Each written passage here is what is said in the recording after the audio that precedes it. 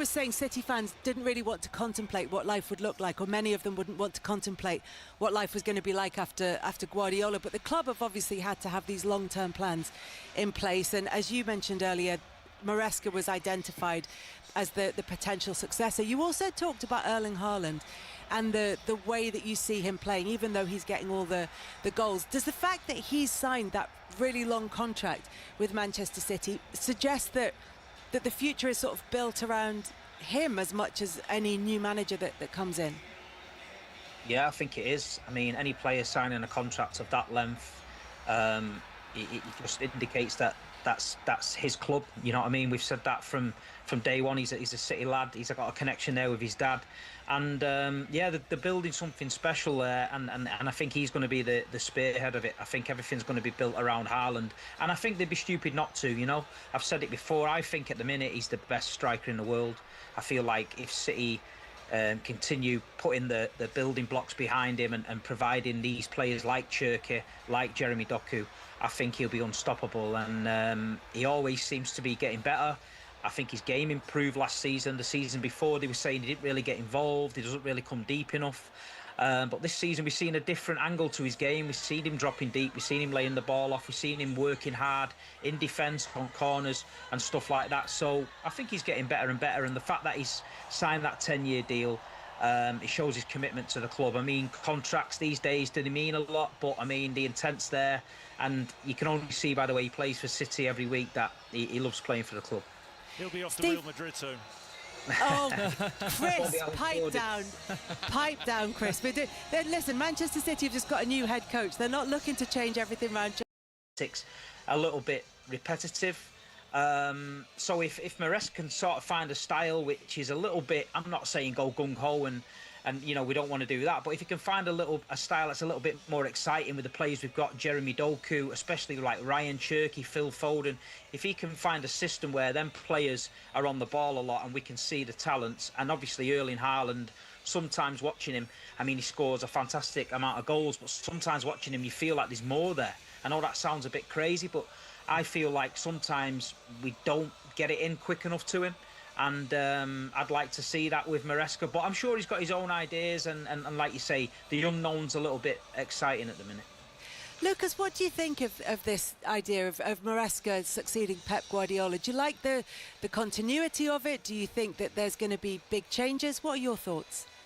Yeah, well, it's never easy to replace a manager like Guardiola. I think, you know, Maresca is his third spell. Like you said, I think he knows the club, he knows a lot of people there, and he learned a lot with Pep. So I think, of course, he's not going to be Pep Guardiola. He will build his own style, but I think a lot of the things that he learned, he will try to continue, you know, with Manchester City team. So, you know, it's always a big question mark, you know, how he's gonna do it. We've seen, you know, my former club Liverpool replace Klopp wasn't easy, so it's not gonna be easy as well for Man City. But Maresca seems to be the right guy, you know, the right attitude to replace him. Chris, I want to ask you as well about Chelsea's response to all of this, your old club, because it's been a very spiky statement from them, saying in autumn last year the club was informed by a former head coach, like not even naming him, that there might be an opportunity for him to succeed Guardiola. It became clear to us that it was his strong desire and that he was fully committed.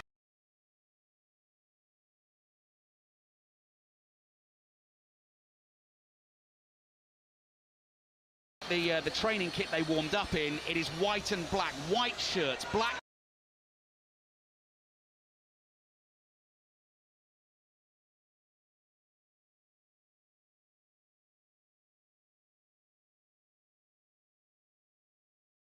Bruno Guimaraes, Ryan Mateus Cunha and Vinicius Junior complete the starting 11. Alisson all in black currant colours away to our left. Long ball downfield.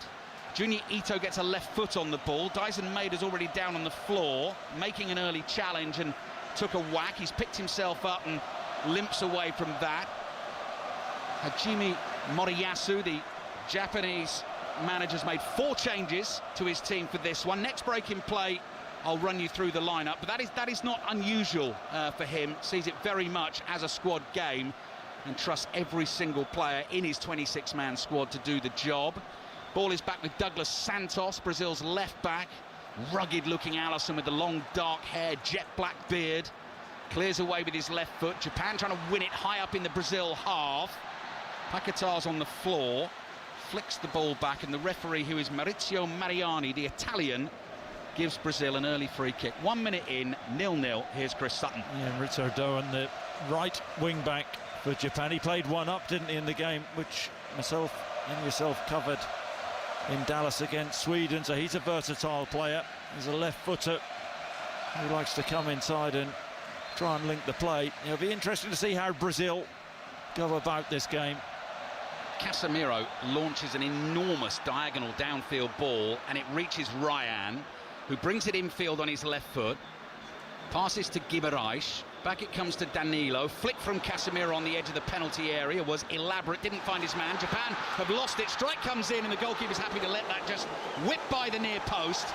Took a deflection on the way through, and so that will be the first corner of the game. It goes to Brazil, and Bruno Guimarães immediately urging the Brazilian fans to make even more noise inside this stadium, waving both arms at them. Yeah, I think they do all right, the Brazilian fans, anyway. They don't need any more rousting up.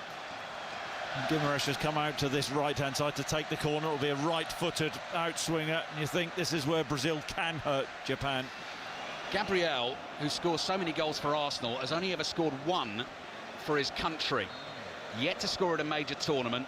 He'd love to get one here. Guimarães, low delivery. Junior Ito heads it away for Japan. They've got Zion Suzuki in goal. Tallest ever Japanese goalkeeper. I knew you'd want to get that in early. At 6'3" tall, which I think is pretty similar to you, Chris. Well, I said the other night I'm 6'3.5". 6'3.5". He's not quite as tall. Half's crucial. Coming up to 3 minutes played. There's Maida again with that press. They will soon realise the Brazilian back line, if they haven't already, that Daiser Maida is phenomenal at shutting down. Marquinhos leaps in the air. Loose pass back to him from Danilo. There's Maida bustling into action again. Last touch came off the Japanese striker. That'll be a goal kick to Brazil. So Suzuki in goal. Takehiro Tomiyasu, former Arsenal man, comes back in for this one. Shogo Taniguchi and Hiroki Ito. Hiroki Ito of Bayern Munich is one of 5 outfield players who've started every game at this World Cup. Ritsu Doan on the right, as Chris said. Keito Nakamura of Reims on the left-hand side. Crystal Palace's Daichi Kamada in central midfield with Kaishu Sano as Cunha brings the ball forward. Guimarães. It's Cunha actually who's down and claiming that he was fouled, and the assistant referee's got no interest in that. I think we have all enjoyed the way these games have been officiated in terms of the referees. No nonsense, not putting up with dives and simulation and flapping. Flapping, as the Americans call it. Apparently we discovered that on 606 yesterday. Front three for Japan, just to finish the lineup off. Junior Ito has come in on the right-hand side. Ayase Ueda through the middle. Vinicius Junior trying to find a way through, and goalkeeper Suzuki quick off his line there. Double-fisted punch away for a throw into Brazil. Daisen Maeda on the left-hand side of that Japanese front three. 4 minutes in, 0-0. Yeah, speedy Suzuki. He had to be, didn't he? I don't think Vinicius Junior has touched the ball yet, but a little spinning behind Tomiyasu. And Suzuki really timely there to come out and fist the ball away. Lionel Messi, tournament's top scorer, on 6. Vinicius Junior on 4. The equaliser against Morocco in the first game. Scored against Haiti. Couple against Scotland. Throw in for Japan in the right back position. Takehiro Tomiyasu back to Taniguchi. Passes across the penalty area to his goalkeeper Suzuki, whose goalkeeping outfit is all dark green. Orange gloves, orange boots. Long ball downfield. We saw this the other night against Sweden. Now, Japan's front line isn't the tallest, to say the least, but they're happy to go long and try and pick up second balls, especially in the early stages. Don't really want to risk by playing through midfield. Brazil 0, Japan 0.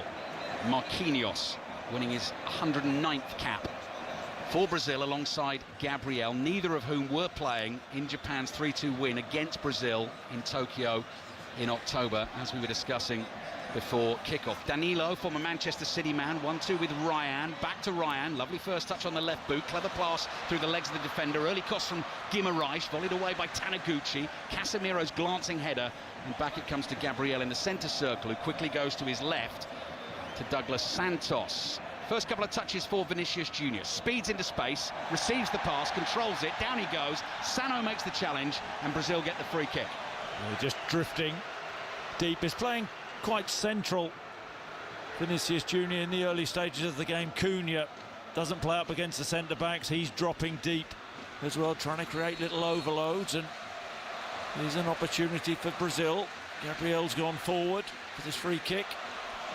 Gabriel's up, Danilo's up, Marquinhos is up. Don't forget how good Casemiro is with his head as well. So many goals he scored last season for Manchester United with his bonce. Number 5 on the back of his bright yellow shirt.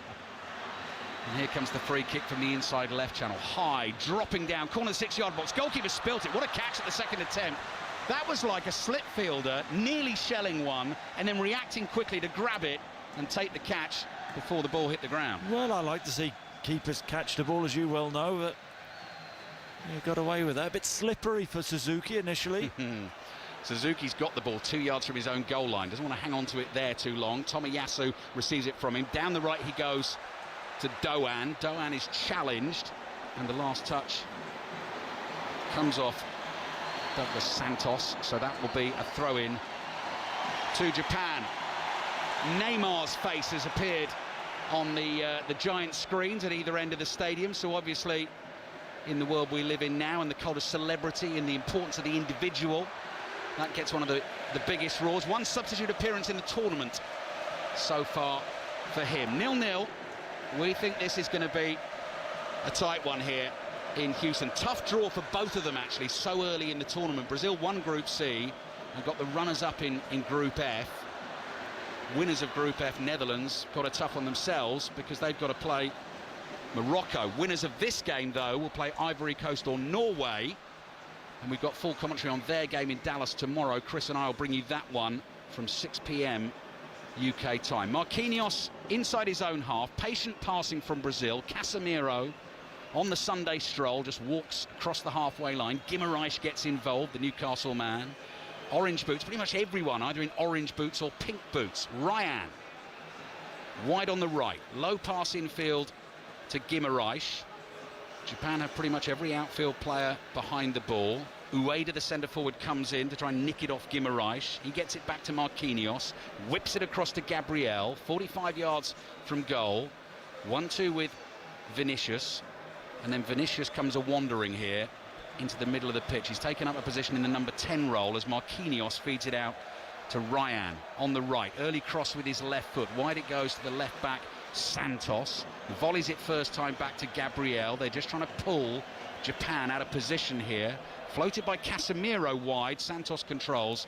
They'll come back to the halfway line again. Yep, and Japan's shape out of possession. They've got that back 5, haven't they?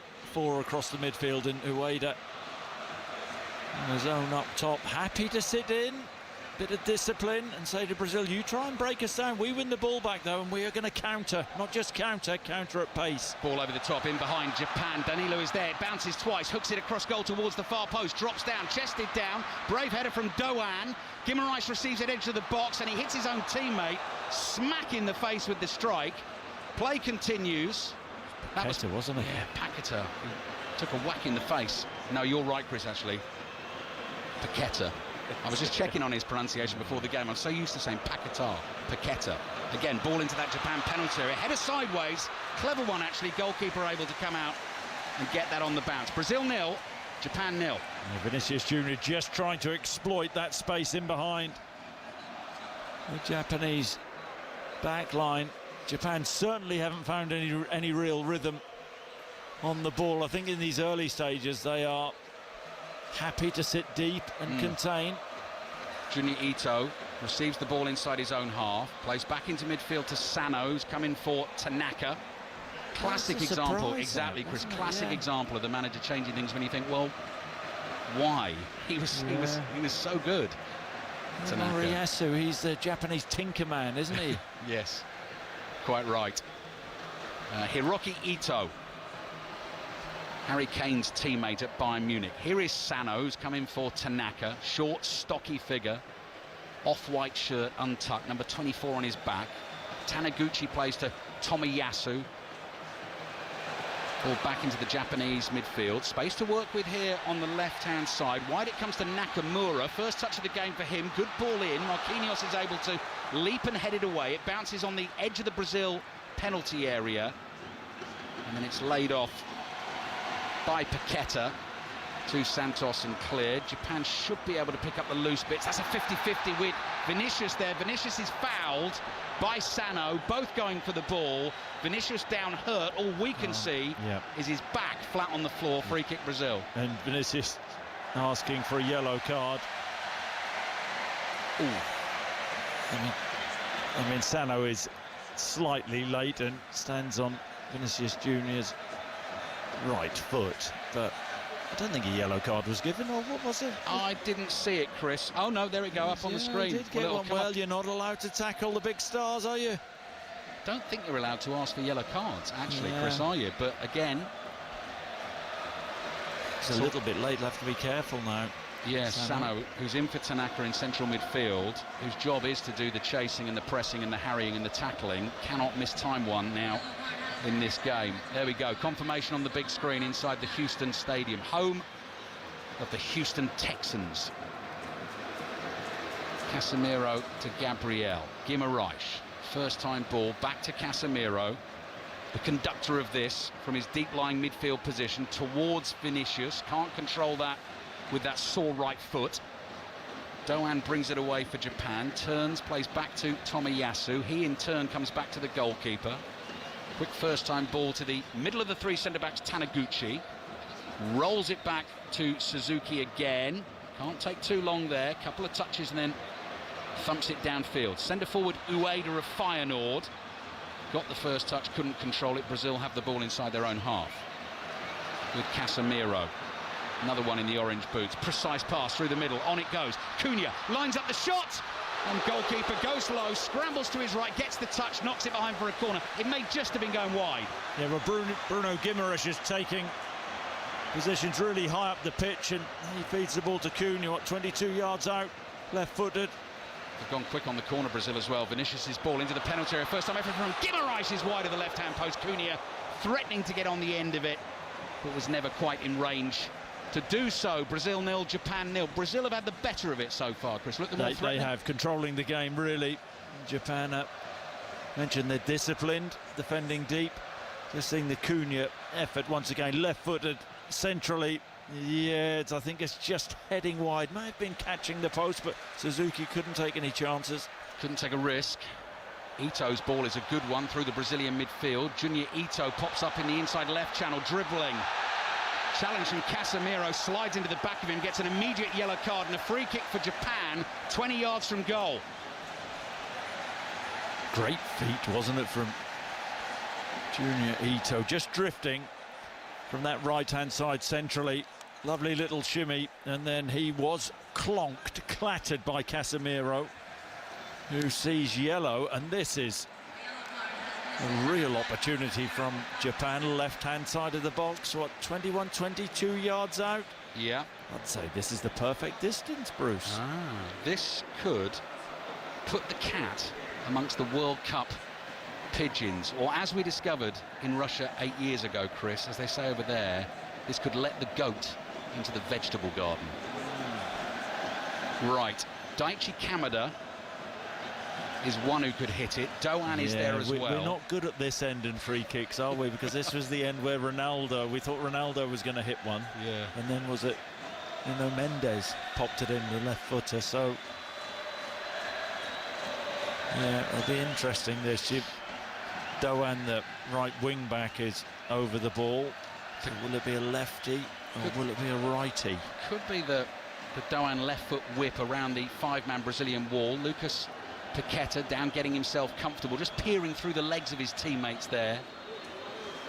And you can see Doan is waving the the Japanese wall. They've set up a three-man white-shirted wall just to the left of the Brazilian wall and behind it. Just want to cause as much confusion for Alisson as possible. Kamada hits it into the wall. Big build-up, and it spins off and goes behind for the corner.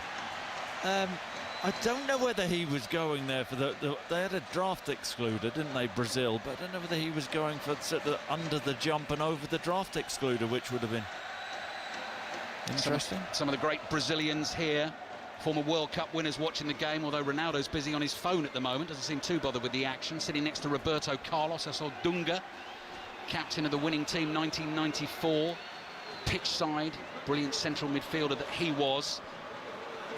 Brazil here have to defend a corner. Good delivery into the near post, bounces down, flicked away on the right boot by Guimarães. Here come Japan again. Nakamura to Junya Ito. Nakamura continues the run on the left. Ito overhits the pass and it goes straight behind for the goal kick to Brazil. 5 Live, BBC Sounds, live at the 2026 World Cup, your 24-hour World Cup station. Germany, Paraguay to come tonight. Ian Dennis and Pat Nevin live from Boston. That game's also on BBC One, so you can do the usual thing. TV pictures with our commentary if you go via the iPlayer. Early hours tomorrow morning, 2 o'clock, we've got full commentary on Netherlands-Morocco. Good game.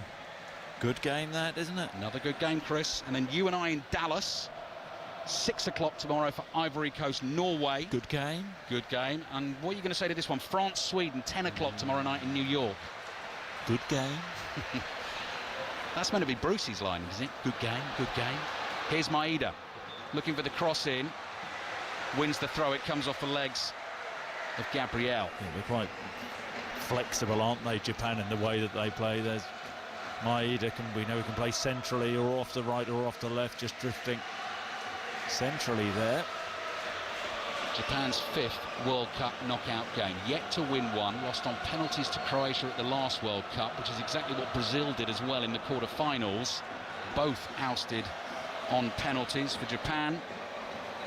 As the host 2002, they lost to Turkey in the last 16. Turkey, of course, who went on to reach the semi-finals. It was a penalties defeat against Paraguay in 2010. Chris and I were in Rostov in 2018. We watched Japan go 2-0 up against Belgium, and Belgium came roaring back in the second half and won it by 3-2. And then the penalties defeat against Croatia 4 years ago. Brazil on the ball inside their own half. Gabriel, no one near him from the opposition, but he decides to pass it to his right to Marquinhos, who gives it back to him. Mateus Cunha, the centre forward, has dropped right back to the left of Gabriel to receive the pass here. Yeah, I mean, we're calling him a centre forward. He's not really, is he, the way that he's played in the early part of the game, always dropping into little spaces, trying to get on the half turn and slide balls forward. Under the roof in Houston, but we're going to need a drink in about 3 minutes' time. Drinks break on the way. Guimarães receives the ball in the centre circle. Paqueta, now of Flamengo, formerly of West Ham. Vinicius takes the ball. 2 defenders immediately on him, snapping at his heels. Down he goes. Throw in for Brazil.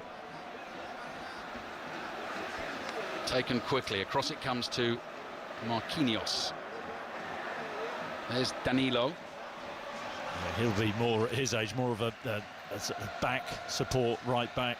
Won't see him getting ahead of the ball too many times, or ahead of the winger in front of him, Ryan. We will be getting a Wimbledon update in the drinks break here, so it'll last here for 2.5 minutes or so. Russell Fuller, our tennis correspondent, busy in action today. First day of Wimbledon, all the headlines to come. Not been a great day for the Brits, I was hearing earlier on. Japan need to win that. Sano does it. Got there just in time. Head of Guimarães. The ball is with Ito.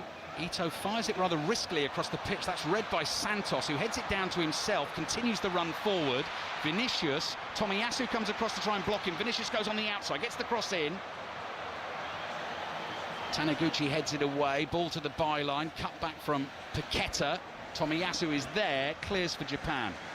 How sharp was Vinicius there? Put the burners on, didn't he? And took a yard or two out of Tomiyasu to get to the byline and cross the ball in. Tomiyasu, whose latter time at Arsenal ruined by injuries, now playing at Ajax. Marquinhos across to Gabriel. Brazil dominating the football at the moment, but they will know Japan pack a punch. 5 defeats in their last 42 games for Japan. That's how impressive their form has been since the last World Cup. Marquinhos. Gabriel crosses the halfway line, encroaches into Japanese territory. Vinicius comes towards him, flicks the ball with the laces of his right boot to Paqueta. Vinicius involved again. 1-2 with Cunha. Still a long way from the Japanese goal here. Marquinhos receives the ball, trots forward, feeds it to Casemiro. Casemiro shuffles to his right, stops, passes back to his left to Gabriel, who was thinking about the penetrating pass to Vinicius there and then held off on it. Guimaraes suddenly involved in a pocket of space. Cunha lays it back to Gabriel, quickly gives it to Paqueta. Wide it comes, but overhit pass over the head of Danilo, and all the patient passing possession comes to peanuts. Throw in for Japan. So you've got the 5 at the back for Japan, and then it's a narrow 4 in midfield, saying to Brazil, you're not going to play it through us centrally, you're going to have to go out wide. They tried the switch there, but Paqueta off target with the long ball. Ronaldinho is in the house as well, Chris. Yeah, he's got my shirt. Oh, that's right. Yeah. He has one of your shirts, doesn't he? Sure. He came looking for it after the game. He did, yeah. Sure, it's above his fireplace. If they run out of wood, though, Chris, on a cold night, do you think he'd ever be tempted to... Come on, you're better than that. No, I am. I beg your pardon. Heading to Wimbledon shortly. This is live from Houston. This is Brazil 0, Japan 0, and it's cautious and cagey at the moment, but engrossing for that. Cunha, wide on the left, is allowed to turn. Goes past Sano, keeps going, Sano slides in. Well, did he get the ball? That should have been a foul. Yeah. And Sano on a yellow. Yeah. Cunha slipping past him on the left-hand side near the touchline. I mean, maybe we're wrong. We're a long way away, but he doesn't touch the ball. That's stupid from Sano. Yeah. That challenge, that could. Do you know what? I'll say it should have been a second yellow. I'm not sure about the first one, but the fact he's on a yellow. I think there, Chris, he slides in, sort of attempting to make a block if Cunha's going to cross. He's a long way away. Cunha's momentum takes him over his legs. Look at Marquinhos as well. He's got away with it there, making the point to the referee. Right, time to get to Wimbledon. So from the Houston Stadium to centre court at Wimbledon, tennis correspondent Russell Fuller can bring us up to date with the first day of the championships. And at the moment, Ali, here on centre court, I'm watching the world #1, Aryna Sabalenka, who is playing a player who perhaps didn't expect to be in this Wimbledon draw because she's a qualifier at 184 in the world, Teodora Kostovic of Serbia. Sabalenka won the first set 6-2, and she has the break now in the second, leading by 3 games to 2. As you suggested just now, it's not been a good opening day at all for the British players. I've just seen another defeat, although this was Oliver Tarvett, who qualified for the second year in a row. He's 346 in the world, and he was playing the 25th seed Artur Rinderknecht, and he's just lost that in 4 sets, dropping the 4th set by 7 games to 5. 2 other British players on court. Hannah Klugman up against the recent champion Barbora Krejcikova. She is 6-1, 3-1 down, the 17-year-old. But 18-year-old Mimi Zhu is making a fight of things in her first-round match against Daria Kasatkina, who is ranked 261 places above her. She's just squared the match by taking the second set by 6 games to 3. Earlier in the day, we lost Jack Draper. Before he'd even walked out onto court, he was due to play Taylor Fritz tomorrow. He says he's been ruled out of the championships by a recurrence of his bone bruising injury. Cameron Norrie beaten in a 5th set tiebreak. The British #1 lost to the American qualifier Michael Zheng. And earlier in the day, we saw wins for Jessica Pegula, Naomi Osaka, Daniel Medvedev, and Yannick Sinner, the defending champion, Ali. But he was taken to 5 sets, winning in 3 hours, 30 minutes against Miomir Kecmanovic of Serbia. Thank you, Russell. I would describe that as a comprehensive roundup from the BBC's tennis correspondent. And talking comprehensive roundups, don't forget the Wimbledon Daily this year at the Championships, available on the BBC Sounds app via the All About feed. So if you want to go looking for that, it's the All About feed. Just plug that into the search engine and you'll find that as a podcast and you'll get that every day during Wimbledon. Lucas Leiva, former Brazilian international, with us for coverage of this game. They're just coming back out. We've got 30 seconds or so before the game gets back underway. Lucas, what have you made of the first quarter of this match, Brazil-Japan? Yeah, it's really difficult for Brazil to break through. I think you know, they are defending with a back five, so Brazil have to be really patient, try to play on the wide areas, and I think Brazil start to cross some balls. I think Matheus Cunha should be maybe more in the middle, so I think they will have chances. Okay, Lucas, thank you. More from Lucas throughout our coverage. Chris Sutton sitting alongside me. Sano, you think a lucky boy in central midfield for Japan?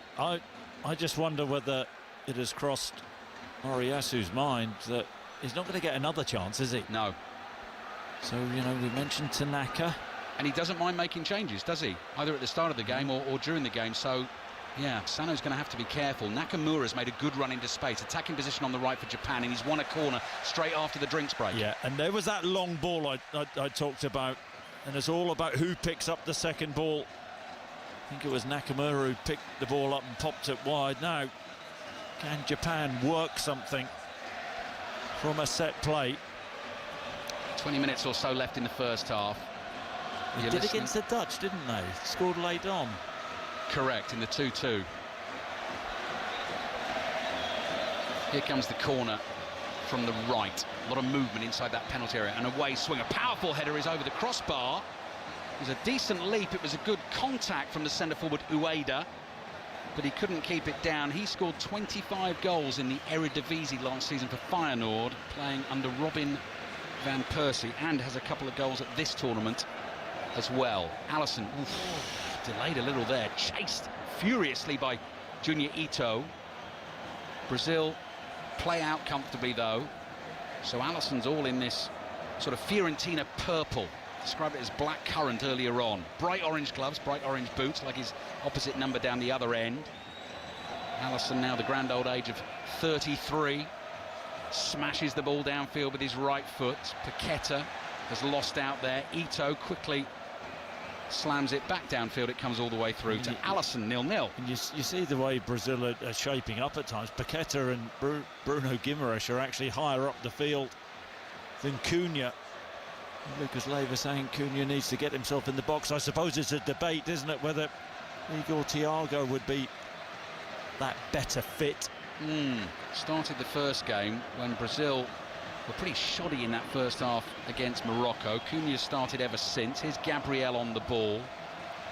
Just a flood of the bright yellow shirts all around the stadium. Great atmosphere here in the build-up to kick off as well. Fans mingling on the way to the ground in the concourses as well. Ball forward here is loose and intercepted, and there's Taniguchi to Junior Ito. He's tackled. Ryan is there in central midfield for Brazil, so Danilo sets off down the right, receives it, gives it away. Chance for Japan on the counter. Sano goes screaming past Casemiro, brings it forward, hits the shot and finds the back of the net for Japan. What a story we might have on our hands in Houston. The Japan subs can't control their joy. They come streaming off the bench. They go racing towards Sano, Kaishu Sano, who's taken his moment quite brilliantly there, pounced on the ball, skipped past Casemiro and fired it past Alisson. Brazil 0, Japan 1. And he was the player who fouled Cunha just before the drinks break, didn't he? And the Brazil players were surrounding the referee saying he shouldn't be on the field, but it's dreadful from Danilo. Pass in the middle of the pitch, and Sano just picks the ball up, drives the space. The Brazilian centre-halves back off and is, 20, 21 yards out. He thinks, why not? Why not have a strike? Right-footed, past Alisson into the corner. It's a brilliant, brilliant finish. Alisson not far off it, but precise from Sano. Sensational from Sano. I mentioned Japan have a plan, and it's working. Sano strikes with a rapier's thrust, pinpoint finish into the bottom corner. This delirious celebrations, I mean, understandably as well, but they bided their time so far in the game, and they have struck. And we always said that Sano should start ahead of Tanaka, didn't we? Yeah, or possibly should have been taken off at the drinks break. What do we know? That's his first goal for his country as well. Nice time to start, isn't it? Yeah. 16th cap, first goal, just saw the moment and seized the moment, and now Brazil are under pressure. Last time they were beaten in the first knockout round at a World Cup was 36 years ago at Italia 90. They were beaten by Argentina in Turin. Claudio Caniggia scored the goal, and here they are in Houston, 1-0 down against Japan. Brazil also have never lost to an Asian nation at the World Cup. Vinicius' cross blocked by Junior Ito, comes off his right boot and goes out for a throw-in to Brazil. And he's been relatively quiet, hasn't he, Vinicius, in this game so far? You always feel that he will have a moment, but Japan, the discipline, the way they're defending, and we know they're capable of really countering at pace. Hajime Moriyasu, the manager, said the aim is to win the tournament. That's what we're coming here to do, having never previously won a knockout game. Maybe your dark horses, weren't they? I quite fancy Japan, Chris. I like them. I love the way they play their football. I love the way they and their fans carry themselves as well. There's a foul there over on the left-hand side. Douglas Santos, the left-back, has gone down. So free kick for Brazil, just about level with the penalty area, wide on the left, and they've been rocked. Ritzo Doan saying I got the ball, but he certainly gets a bit of Douglas Santos, stands on his foot.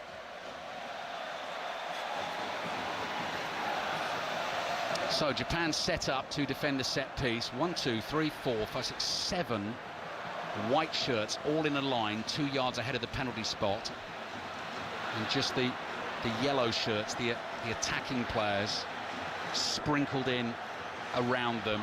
Marquinhos is there, Gabriel is there, obviously. Cunha lurking at the far post. Delivery is going to come from wide on the left. Paqueta's ball in is good. Glancing header from Marquinhos is well wide and behind for a Japan goal kick. Yeah, he's good in the air, isn't he, Marquinhos? But set play-wise so far, Japan have coped pretty comfortably, haven't they? They have. Taken the goal kick. Suzuki. Ryan closes in. Suzuki whips it low, and Kamada off balance, just couldn't control that, and it comes off his right boot and goes straight out for a Brazilian throw. Winners of this game in the last 16 will play Ivory Coast or Norway. That game will be in the New York, New Jersey Stadium on July the 5th, and the winners of that game, hold on a second, first time ball from Guimaraes is intercepted. Vinicius hits one from the edge of the box straight at the keeper, bounces in front of him, watched, waited, and just clutched it to his chest. The winners of that game could possibly meet England in a quarter-final, but England obviously come up against DR Congo, and then if they win that, one of Mexico or Ecuador, and England back in action. Just to mark your cards for this one. 5 o'clock kickoff Wednesday in Atlanta. Full commentary, of course, here on BBC Radio 5 Live. England against the Democratic Republic of Congo, who we've watched twice, Chris. And yeah, England and Thomas Tuchel won't be taking things for granted. No. We saw them draw with Portugal, and they played pretty well in that game. Gabriel's long ball forward, brilliant leap from Taniguchi, in the air for ages there. Paqueta and Casemiro collide. That was like a circus act. Tumble from Paqueta was brilliant. Well, Casemiro's half his own player there, hasn't he? He did. Here's Casemiro. Just couldn't live with Sano. Sano had the run on him, but once he'd gone past him, Casemiro's never catching him. You know that. And then Sano had the poise to complete the finish. Cross comes in from Danilo. Oh, that's scrappy from Japan in the defending. Wide it goes on the left to Vinicius. He's always dangerous from here. Lays it back. Paqueta's shot. Blocked again by Sano. Still Brazil on the attack. Santos just pokes it, prods it here to Vinicius. 2 white shirts in his way. Back it goes to Santos. Doan just runs towards him, blocks the ball. Brilliant. Squeezes a lovely little pass down the right to Junior Ito. He's tackled. Brazil back on the attack. Paqueta's ball through the legs of Vinicius. Couldn't control it. Goal kick to Japan. Brazil 0, Japan 1. He did well just before then to Doan when Vinicius Jr. scored the goal, didn't he? Coming inside against Morocco, we often see it. And Doan blocking the line of the shot and forcing Vinicius Jr. to pop the ball out, then winning the ball back. But yeah, Brazil a bit more aggression from them now. They've gone a goal down. 10 minutes left in the first half. Japan have lost the ball, bringing it out from the back. Guimaraes on the dribble. To his left is Cunha. First touch takes him wide. He's inside the Japanese penalty area. Back to Vinicius. Goes to his left. Back heel, looking for Guimaraes. Runs into the tackle of Doan. Cunha on the left. Low curling pass. Fist into the feet of Casemiro. First time layoff to Gabriel. Across it comes to Paqueta. Paqueta just scoops one into the penalty area. Well read by Tomiyasu. Took 2 steps to his right and won the header. Here come Japan on the counter-attack, and this is where they could be lethal in the rest of this game. Junior Ito caught up in the end, but he's held onto the ball and he's won a throw-in for his team. Yeah, we've got so many players back behind the ball. Junior Ito, and driving from inside his own half, looking around to see if there's a teammate up with him, but there wasn't. But he's won his team a throw-in. Carlo Ancelotti chewing his gum furiously at the moment, hands clasped together rather tensely. I always think he's one of the coolest customers. Be a good sheriff, actually, wouldn't he, in Texas? I think Carlo Ancelotti. I could see him striding into the saloon with the big shiny star badge on his chest. But his team are behind, trailing Japan 1-0. Still seeing lots of the ball, Brazil. Paqueta to his left to Douglas Santos. Back to Paqueta. Pushes a pass across to Marquinhos. Gets it back again, just inside the Japan half. First time ball from Casemiro to Cunha. Possibly looking for the 1-2 with Vinicius Junior. Manages to stick out a leg and get the ball back to Gabriel. Japan defenders come racing out here. Gabriel on the ball again. Goes to Santos, the left back. Back to Gabriel. Brazil trying to find a way through. Casemiro on the half turn, middle of the Japan half, thinks about the forward ball, pokes it back to Marquinhos, stroked forward to Paqueta. Vinicius is wide on the left here, receives that and lays it off, and then goes trotting in towards the edge of the penalty area. Paqueta just throws his arms out in frustration, doesn't see a run, doesn't see a pass. It comes across to Casemiro. Well, he's having words with Cunha and saying you maybe need to play a little bit higher up. Here's the layoff to Cunha, hits the shot, not enough on that. Suzuki, comfortable save, straight at him. Maybe saying you need to play a bit higher up with the ball when it's fizzed into Paqueta, 25 yards out from goal, back to goal, just lays the ball to Cunha. But you're right, wasn't balanced, stretching when he got the shot off. Taniguchi clears for Japan. They lead 1-0 if you are just joining us on BBC Radio 5 Live. I just wonder that since they've scored, and it's not like they were over-ambitious the way they were playing anyway, Japan, but can you keep giving the ball back to a Brazilian team and keep encouraging wave after wave of attack? They have some talented players, don't they? And here's one, Ryan. Yeah, the 19-year-old Ryan of Bournemouth has already scored for his country. This only his 5th cap. Back it comes here to Gabriel, and again Gabriel can't see what he wants ahead of him. The Japan defence, midfield, so brilliantly organised and well marshalled. Danilo to Gabriel. All of the football being played inside Japan's half at the moment, but they lead Brazil 1-0. Skill from Vinicius, moves away from his man. Across it comes to Casemiro. Poor touch. Maeda nips in for Japan, and off he goes. And this boy can run. Chased by Paqueta, who tackles him. He just needs to remember the ball at times. So he's got that pace, hasn't he? But left the ball behind him. That would have been an interesting race, because Gabriel, he isn't a slouch, is he? No. 6 minutes left in the first half, plus added time. 5 times world champions Brazil, 1-0 down against Japan.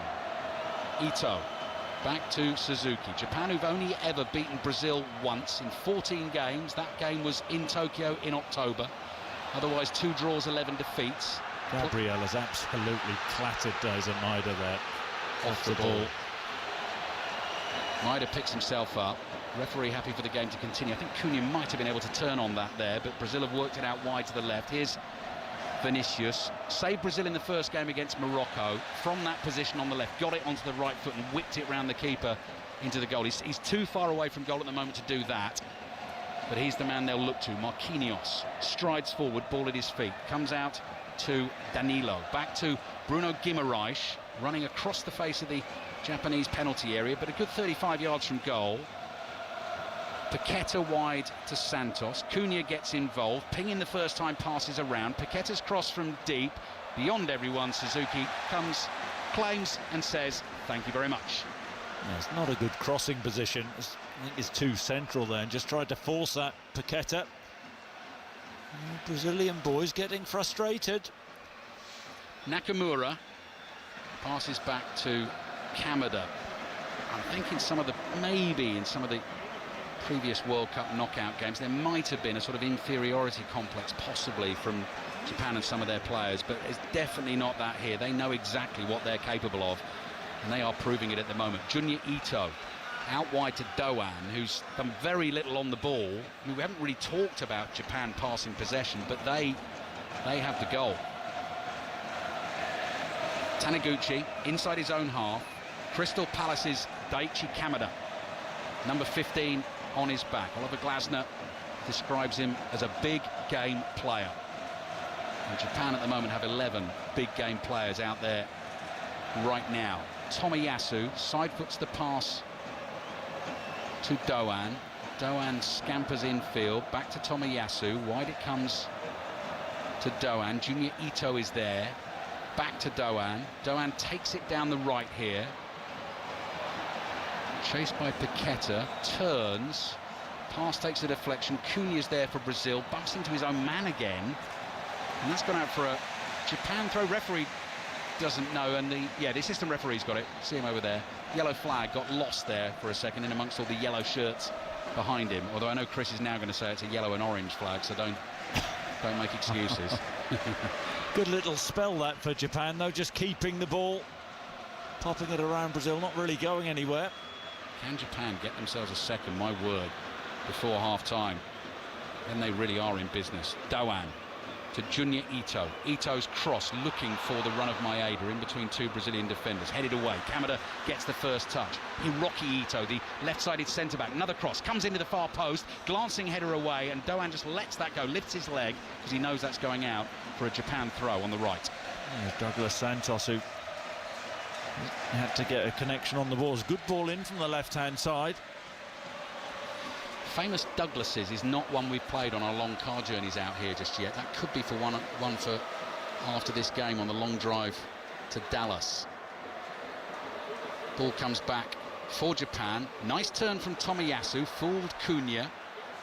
Midway inside the Brazilian half, infield to Sano. Sano on the dribble again. Well, I think that's a foul. He goes tumbling over the challenge from Guimaraes. The referee allows play to continue. Japan might have wanted that free kick. That was in a shooting position. They'll continue the attack down the left. Here's Nakamura. Not been heavily involved, actually, in this first half. But he has a goal in him as well. Taniguchi.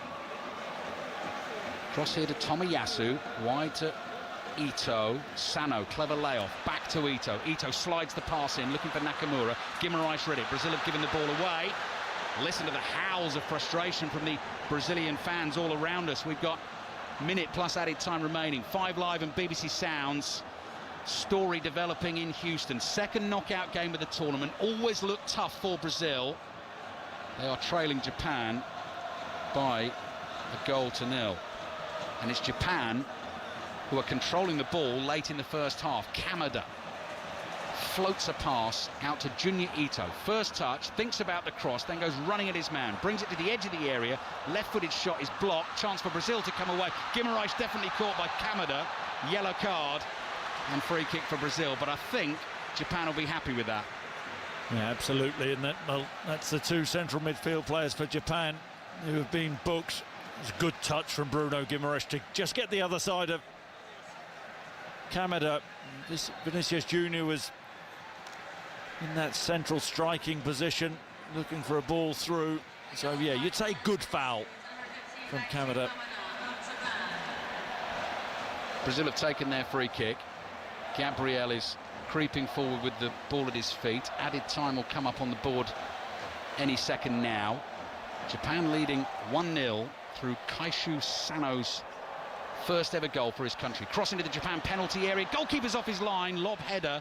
is deflected wide of the target, and Brazil claim that's a corner.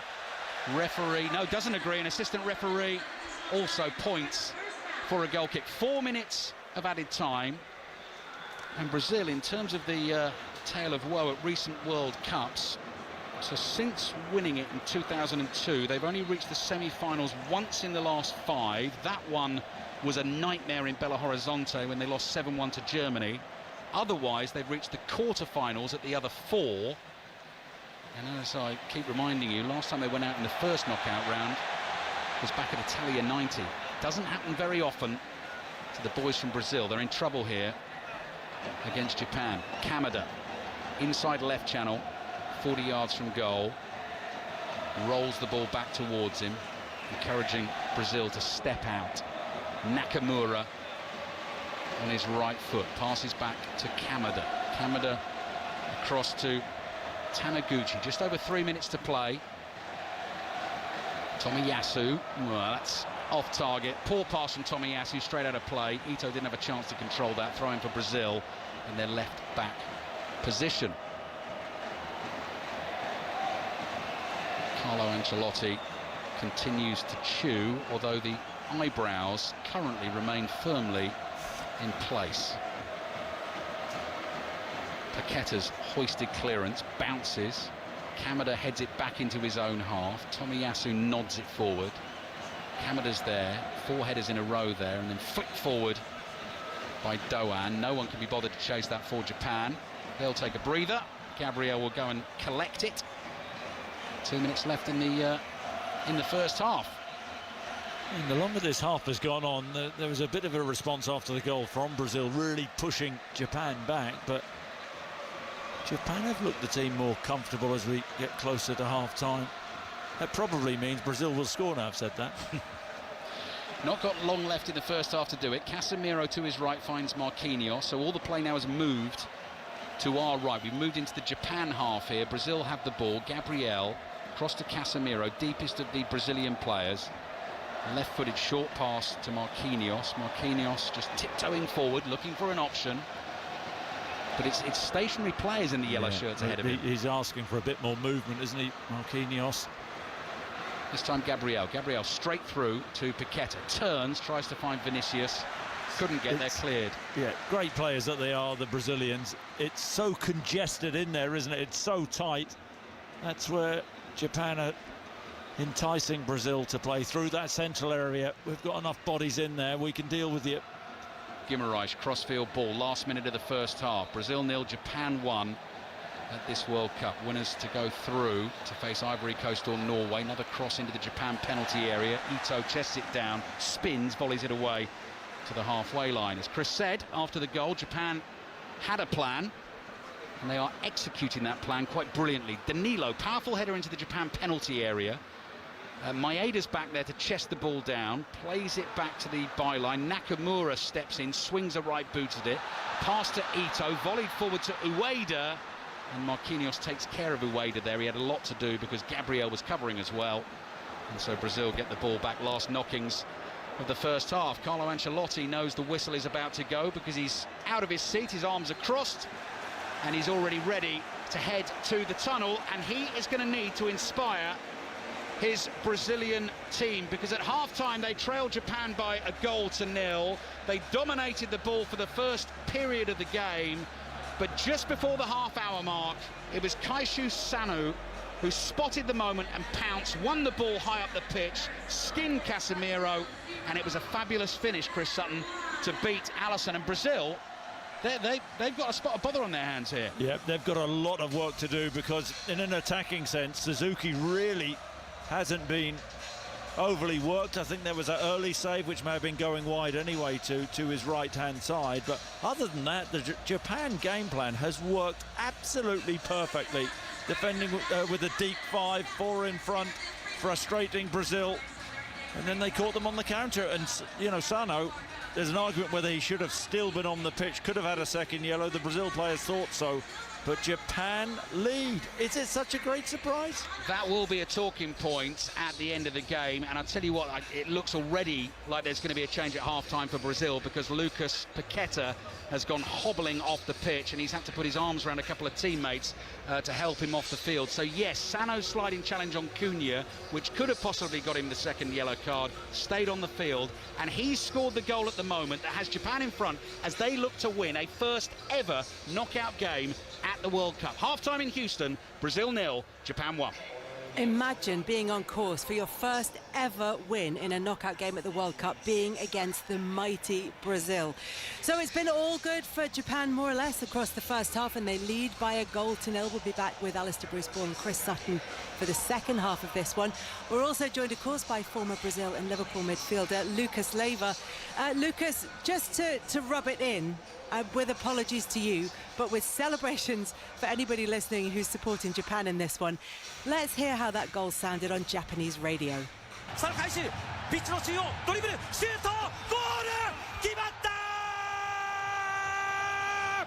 サノ開始自ら決めた自らピッチの中央ドリブルで持ち込んでシュート決まった前半の28分から29分日本サノ開始ゴール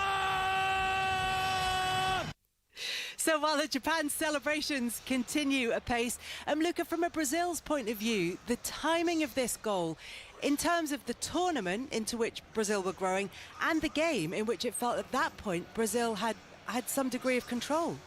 I'm glad I couldn't understand a word of the of the celebration, but yeah, it was, you know, Brazil had the control of the ball. I would say, you know, played the most of the half in Japan's half, but didn't create as much chances. You know, we were talking a little bit about playing wide and putting some crosses. We know we don't have a target man now with Cunha, but they will have to change something, otherwise it doesn't look like Japan will let the ball go into the middle, through the middle. So maybe Igor Thiago coming on, I don't know, but I'm really worried, because Brazil will have to change the way they are playing, otherwise they will not create chances to equalize. But what's been interesting in their World Cup so far is that they haven't really done a full 90-minute performance. They have had brilliant moments, but they've either tailed off in the second half and they've taken a little while to get into the game. Do you sense that there is more to come from this Brazil side in the second half? I hope so. I hope they come back in a different way. Like I said, they had the ball, they controlled, but you know, you would like to see more people in the box. You know, we only had a couple of shots from outside, so it's not enough. It's not enough. So I don't know. Let's see what Ancelotti will do it. But I would look to bring some more players that to fill the box. Danilo, the center midfield Danilo, you know, could be a possibility because he gets in the box and don't get too much exposed defensively. And let's see Casemiro as well. He's on the yellow card, so really dangerous. I think that's why he didn't tackle, you know, for the first goal. So let's see what the second half comes. Lucas, lovely talking to you as always. Thank you very much for joining us. Sorry we couldn't leave you on a more upbeat note, but it has been lovely. Thank you very much to Lucas Leiva. We will be back for the second half of that game very shortly, and we'll round up the rest of what's been a very busy day of sport after the BBC News with Jill Mackenzie. This is BBC Radio 5 Live. The voice of the UK and the FIFA World Cup 2026. The British Medical Association says resident doctors in England have accepted an offer from the government to improve pay and working conditions, ending 3 years of industrial action. The deal includes more funding for training places. The Health Secretary is James Murray. This helps to have been going on for far too long and have cost the country billions of pounds. The cost of the offer on the table is less than the cost of another week of strikes, so it's good value for money for taxpayers, as well as being good news for NHS staff and, crucially, for patients, because it means we can now work.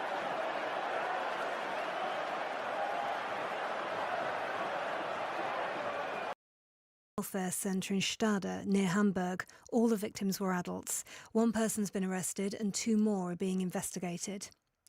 Andy Burnham's promised good growth in every postcode if he becomes Prime Minister. He wants to rebalance power across the UK and promised to build more council houses, rethink education and cut the welfare bill. Our political editor is Chris Mason. What strikes me is this is about process, this is about structures of government, and obviously they do matter, but they're in the service of outcomes, aren't they? And how quickly can a Prime Minister, assuming he becomes that in 3 weeks' time, which looks very likely, how quickly can he point to these changes delivering in an era where the patience of the electorate, as we know, is incredibly short? Former Conservative MP Craig Williams has pleaded guilty to cheating at gambling by placing bets on the date of the 2024 general election. The 41-year-old was an aide to the then Prime Minister Rishi Sunak at the time. Last week's heatwave was hotter than previously thought. The Met Office says it's had updated information showing a high of 37.7 Celsius on Friday in Lingwood in Norfolk, rather than the 37.3 seen in Suffolk. And theatres in London's West End will dim their lights on Wednesday as a mark of respect for Dame Penelope Keith, who's died at the age of 86. She was best known for her TV roles in To the Manor Born and The Good Life, where she played busybody Margot. Jerry, if you want me to fall down the stairs, why don't you just trip me up or loosen the stair rods or simply throw me bodily down and have done with it? Don't tempt me. Penelope Keith's co-star Felicity Kendall described her as a comic genius. That's the news. Orna Merchant has the travel now. Jill, thank you. I'm just looking at the M8. So Edinburgh queues on the eastbound side at Junction 1 for Hermiston Gate. It's a breakdown. It's in one of the lanes. There are queues because of the Redriff Bridge, which has been closed in Gateshead. Police are dealing with an incident and both directions affected. The M6 in Cheshire northbound at 19 Knutsford. Something blocking one of the lanes towards the Lim interchange at Junction 20. Anti-clockwise queues on the M25 is still there at the Dartford crossing. It's just before it where the road surface repairs are taking place. 2 lanes have been closed. Anti-clockwise queues along the bottom still there. That was a broken down van at Godstone at Junction 6, but all lanes have reopened. The M20 and westbound Junction 2 at Root and Brands Hatch is where 2 lanes are closed for repairs. The A39 in Cornwall at Trewassa, a vehicle caught fire. They closed the road for recovery near the A395, and the A40 in Abergavenny is closed because of fallen power cables at the Hardwick roundabout of the A465. Orna Merchant, 5 Live Travel. Throughout the World Cup, 5 Live Breakfast is coming to you live from the USA. Amazing, great atmosphere. We stood up the whole game. I was so excited, and yeah, it was just awesome to see them win. Wake up about 12:30. Yeah. Listen to half an hour of build-up, of course, on 5 Live. Now we get down to the serious business of what is going to happen on the football pitch tonight. They always tend to come to the party when they need to come to the party. 5 Live Breakfast. Ask your smart speaker. Play BBC Radio 5 Live. The FIFA World Cup 2026 with Kelly Cates on 5 Live Sports. We will get more live World Cup commentary from Houston very shortly, where Japan are leading Brazil by a 1-0 at half-time. In the meantime, we're going to round up the rest of the day's sports stories. Ben Stokes' final England match ended with a loss after England were beaten by 160 runs today at Trent Bridge in the series decider with New Zealand. Here is the retiring England captain. There's been a series of unfortunate events happen, which, I'm sure over the next couple of weeks you'll be able to maybe decompress and say it's probably, has it contributed? Maybe, but there's an overriding fact where over the last 6 to 12 months where I think that just everything that I've sort of done over a long period of time has taken its toll. And as I said yesterday, being in this role as captain, as good as it is, as exciting as it is, and as a bigger honour as it is, there is some negative effects to doing it, and I guess that's the unfortunate side that people don't always get to see.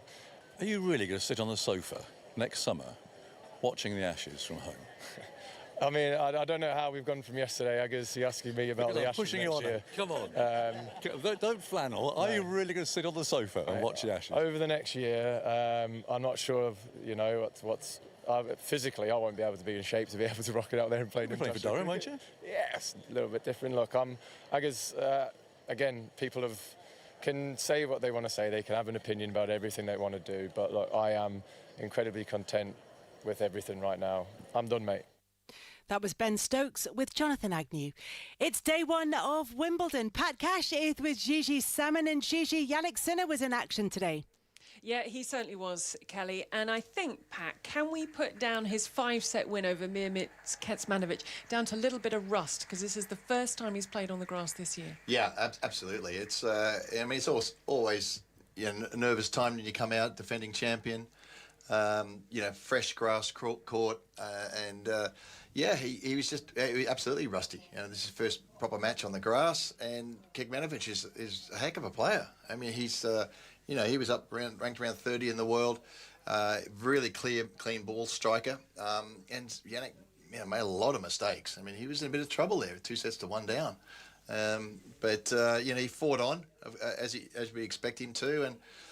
He came good. He came good, winning the last 2 sets pretty comfortably. So it's probably not what the coaching staff would want. They would want a heart attack on the first round, but it's kind of what he needs. He kind of needed a match, get involved and get a tough match and get some practice out of that session. It's kind of what he needs when he's so rusty. Kelly, I think the tournament breathed a massive sigh of relief that they did not lose the defending champion in the world, #1, on day 1. However, they have lost Cameron Norrie.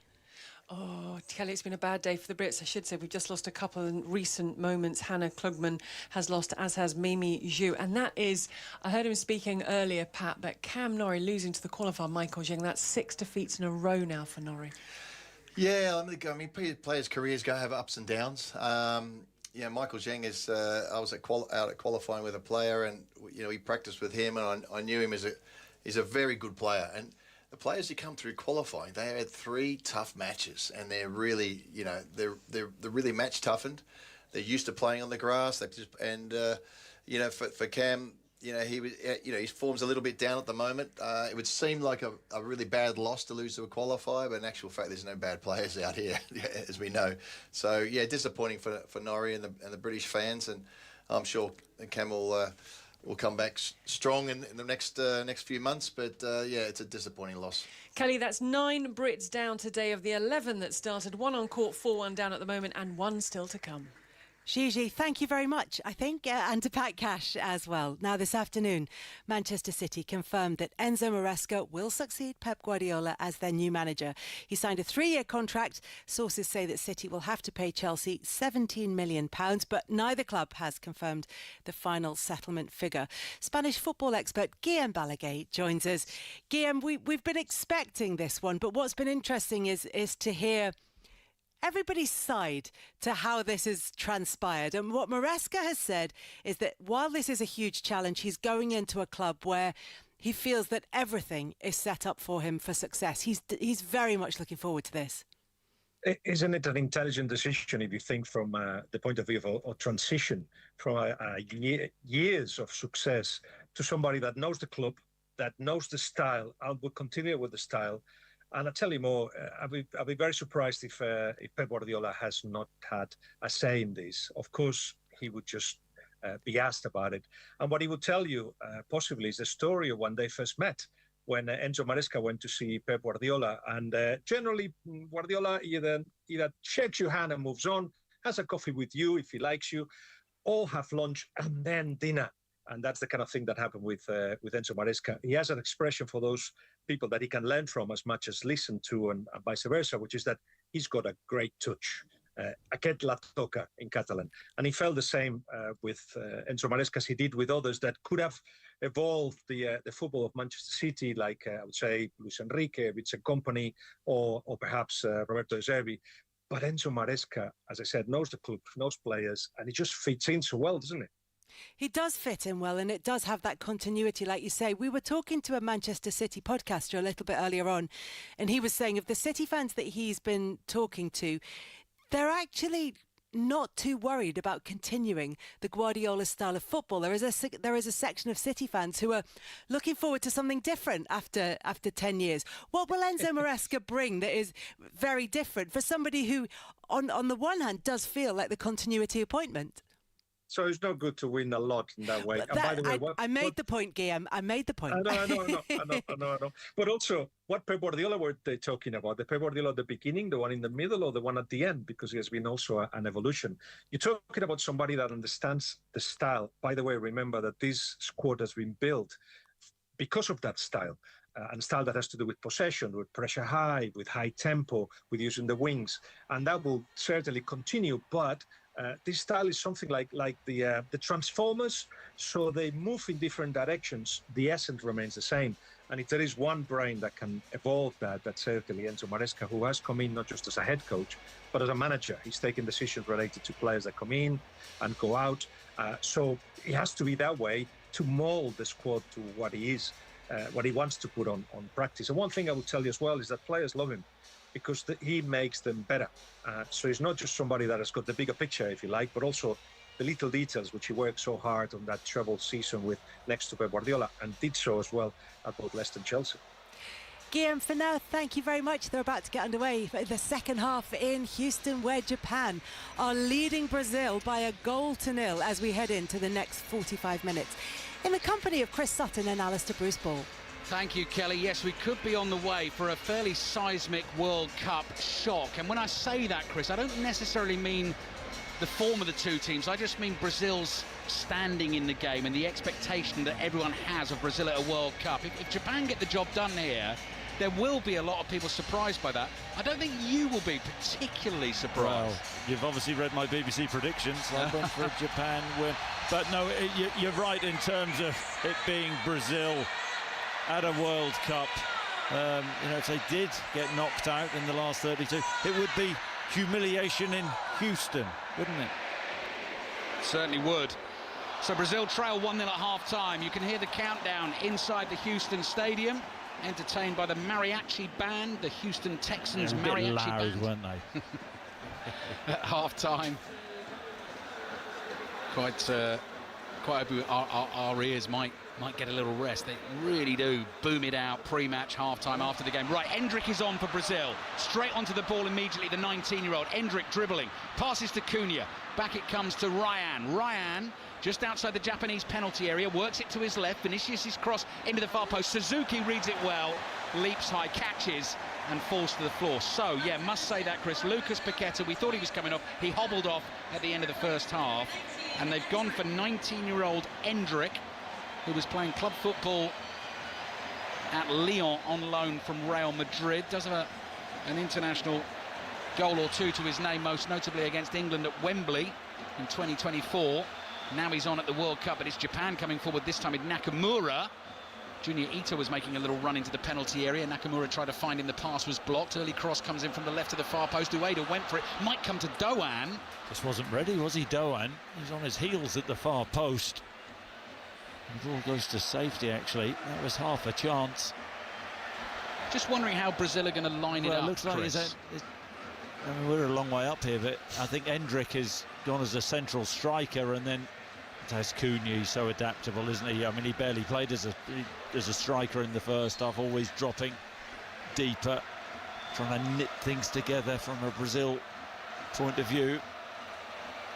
Brazil in the famous yellow shirts, blue shorts, white socks, playing from right to left in the second half. 5 Live and BBC Sounds live in Houston. We'll be live in Boston for Germany-Paraguay later on in the last 32. Ian Dennis and Pat Nevin will bring you commentary of that. It kicks off at 9:30 UK time. So Brazil then, second half lineup as follows. Alisson in goal, Danilo, Marquinhos, Gabriel, Douglas Santos, Casemiro and Bruno Guimaraes in the midfield, and as Chris was just explaining, Matheus Cunha in behind, Ryan on the right, Vinicius Junior on the left, and Endrick through the middle.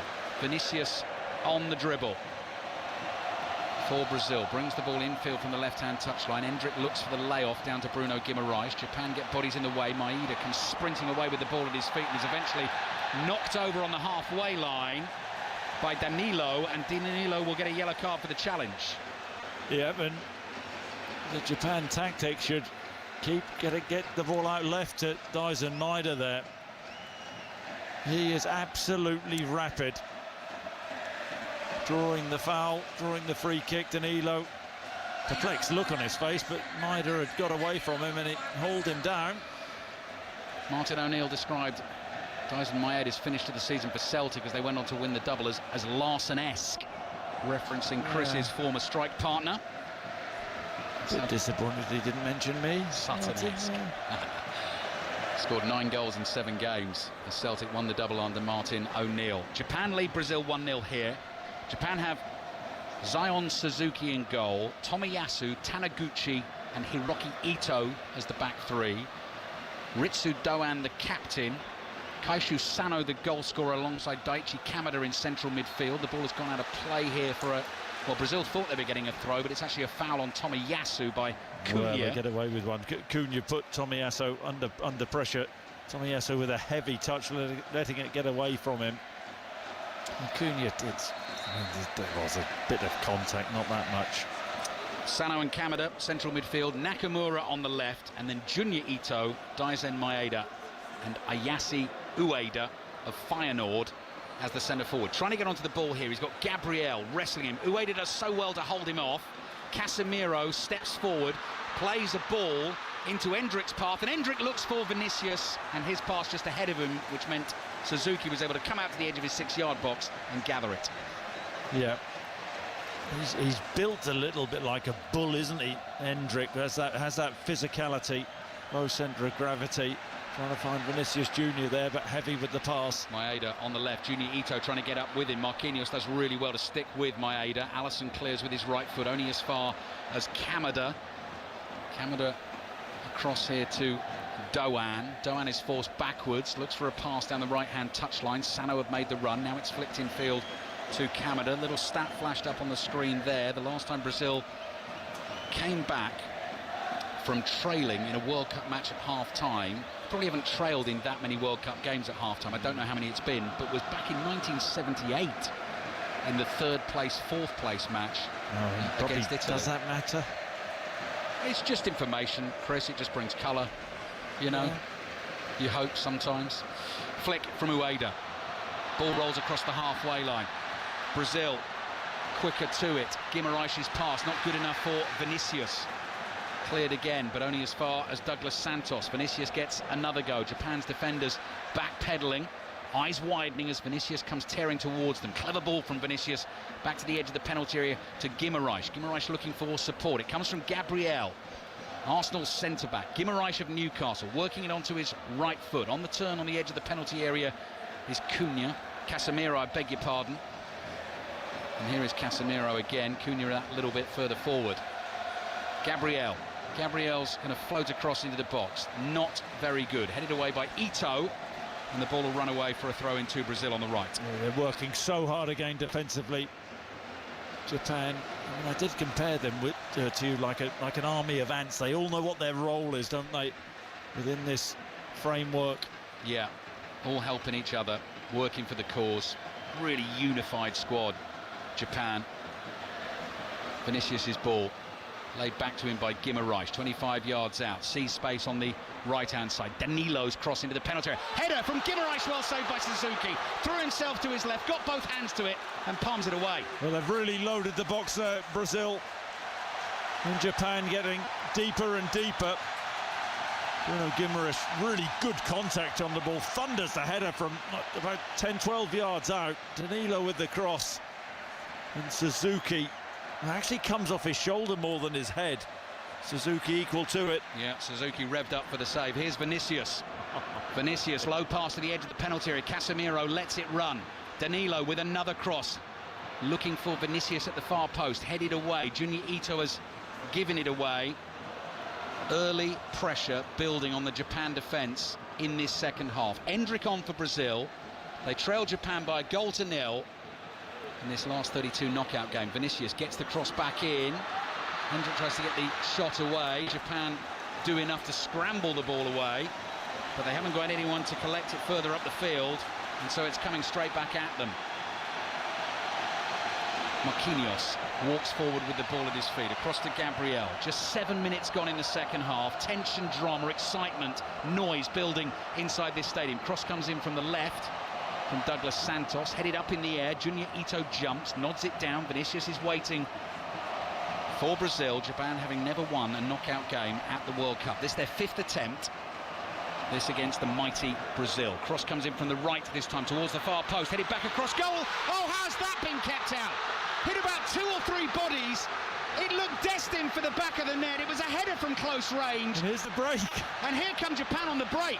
Japan with Junior Ito gets the cross in. Can they get this right? Nakamura at the far post receives it. Another ball in, looks for the cross to the far post. It's beyond everyone and behind for the goal kick. And I cannot wait for the replay of the chance at the other end because Suzuki was out of position. Chris, the cross came to the far post. Yep, cross to the far post and then header back across. As Casemiro from 4 yards, he has to score. It hits Tomiyasu. Hits him twice. On the line, doesn't it? Hits him in the head, and then Suzuki makes the save. And somehow Japan scramble that to safety. How Casemiro doesn't score there, I will never know. Suzuki out of position initially. I don't know who headed the ball back across. May have been Santos.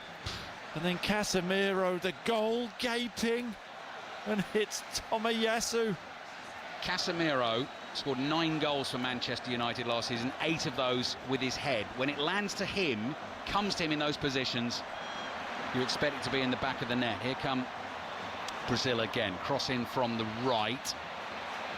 Doan is able to control it and turn down by the dead ball line, clears away for a throw into Brazil. But the first header hits Tomiyasu in the face, spins off him, hits the goalkeeper, comes back, hits Tomiyasu on the arm, but his arm is tucked in by his side, didn't know anything about it, and then somehow Japan managed to get it away. Highlights will be available of this game on the BBC iPlayer. That is well worth a watch, and that's the kind of thing that makes you think, well, is it Japan's day? Ryan on the right for Brazil. Will the pressure tell? Another cross comes in. Cunha with the leap this time. Glancing header goes backwards to Vinicius. Vinicius rolls the pass back to Gabriel. Gabriel's left-footed cross into the far post, headed in! Well, that was coming. It's Casemiro who won't be denied this time. Listen to the noise, the relief from the Brazilian fans. They piled the pressure on early in the second half. The cross from Gabriel was pinpoint, and Casemiro did not need a second invitation. Brazil won, Japan won. Well, Brazil at the start of this second half, they've been brave, they've been bold, they have loaded the Japanese box and just peppered it, cross after cross after cross, and Casemiro, he'll be wondering how he didn't score a couple of minutes earlier. The textbook header at the far post, powers it into the back of the net, past Suzuki. Gabriel, little set, I think he's just onside. Casemiro feeling in behind Ito and then goes back across the goalkeeper, back across Suzuki. No chance for the Japanese goalkeeper, and Brazil level. Could see the tactics straight away at the start of the second half. Those crosses coming in, the height advantage in the penalty area. Such good headers of the ball in this Brazilian team, but particularly Casemiro. And actually Gabriel, who scores so many with his head, it was his cross from the inside left channel that has Brazil back level. This will test the resolve of the Japan team. Yeah, well, can Brazil keep this momentum up? Can they keep pushing Japan back? Will it be the same tactic? You know, now they've got level, will they ease off a little bit? Will Japan be braver? We've got a game on here. Game on. Brazil 1, Japan 1. I hope you're enjoying it with us on 5 Live and Purists Sounds, your 24-hour World Cup station, combined with Wimbledon now for the next couple of weeks. Wimbledon Daily Podcast available on the BBC Sounds app. So is the Football Daily Podcast, recorded for you on the West Coast every day. And there for you, first thing every morning. And so many commentaries still left to come. 30 games left in this World Cup after this one. Next up, Ian Dennis and Pat Nevin for Germany against Paraguay in Boston. A game you can also watch on BBC One. Casemiro's given the ball away. Sano into Maeda. Maeda tackled by Casemiro, who the referee thinks got enough of the ball there. Maeda's down. Ball comes wide to Vinicius. What a touch!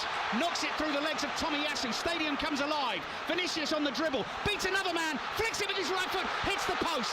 That would have been one of the great World Cup goals. Cunha on the rebound. Smashes it high and wide. That's a goal kick for Japan. Yeah, you say hits the post. It is a brilliant save from Suzuki, who celebrates. I'm going to nick your phrase, he's so revved up. Suzuki in the Japanese goal, wonderful from Vinicius Junior, the run, and then drags the ball back on the inside, outside of the right boot. He thinks he scored, he started to wheel away, and somehow Suzuki flicks the ball left-handed onto the post. It is a sensational save, it really is. Vinicius Junior, he can't believe it. That is a sizzling save from Suzuki. I love the attempted finish, Chris, because he went early with the outside of the right foot. It was an impudent flick, wasn't it? Well, his first touch initially to get away from Tomiyasu, and then, you know, he always wants to come inside, doesn't he, Vinicius Junior, on that right foot. He drags it left, outside of the right boot. And there you go, sensational. What a game we've got on our hands here in Houston. Ueda chasing forward for Japan, up to the edge of the Brazil penalty area. Holds on to the ball. Finds Doan. Doan, low pass. Ueda on the turn, trying to tee himself up for a shot. Brazil appealing for a handball. Referee says play on. It's back with Alisson. Had Doan been cuter there and got his head up, I think it was Nakamura. Keito Nakamura, the other wing back from Japan at the far post, who was as free as a bird. Canada beating South Africa in the first knockout game yesterday. This is the second of the last 32. First time we've ever had a last 32 at the World Cup. Of course, extra time and penalties if required to decide it. Brazil taking way too long to get the ball away. And look who comes chasing, Maeda. The best in the world at shutting down. I mean that. I've never seen anybody like him.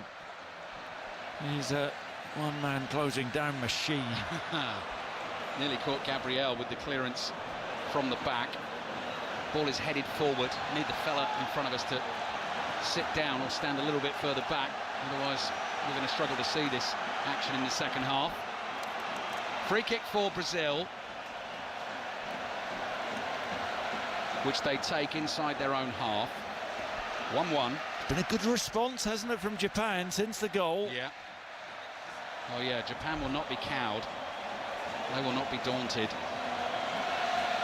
And actually what the managers do with their squads and the substitutions later in the game will make a massive difference here. Ancelotti's out on the side of the pitch, shouting at Vinicius as he passes the ball infield to Guimaraes. That pass is threaded through the inside left channel but runs all the way through for a goal kick. We've seen the shots of Neymar, 34-year-old Neymar, warming up down there for Brazil. Quite unusual actually before the game. You know, when they split off into the subs and the actual starting 11, you're watching them warm up and you see Neymar in amongst the subs at a Brazilian World Cup. Just not used to seeing that, but that's his role now in this squad. Plays his club football for Santos now in Brazil. There was some debate as to whether he'd make the Brazilian World Cup squad, but he is here and he will be there if required. 16 minutes gone, second half. Fabulous game so far. Brazil 1, Japan 1. Casemiro with the equaliser. Japan coming back to their goalkeeper here, Suzuki. Ryan's got speed, comes racing towards him. Suzuki clears with his right foot. Ueda jumps. Gabriel's missed his header. Maeda's in at speed. Alisson comes off his line bravely, throws himself at the feet of Maeda and grabs it for Brazil. You know, Ueda, the Japanese centre forward, isn't the biggest, but when the ball has gone long, he uses his body superbly well. Daisa Maeda will do that, try and feed off the scraps, and he's not far away from picking up the flick. Back to Alisson. In these black currant colours, the Brazilian goalkeeper, the thin white headband, tying back long, sweaty, dark hair. He's got the ball trapped under the studs of his right boot, and he's just sort of twirling his right arm in the air. Crikey, Maeda's nearly blocked the clearance. Well, he has got a foot on it. Guimaraes heads it away. And luckily for Brazil, they work it out to the left-hand side, and suddenly an attack opens up with Vinicius. Vinicius gets it back here from Santos. Vinicius is in the mood now. Cunha flicks it back into midfield. Guimaraes saw Maeda coming at great speed again towards him, turns away from him. Danilo, low pass to Ryan, now Cunha, back to Ryan. Ryan moving into that Japanese penalty area, holds onto it well, good feet.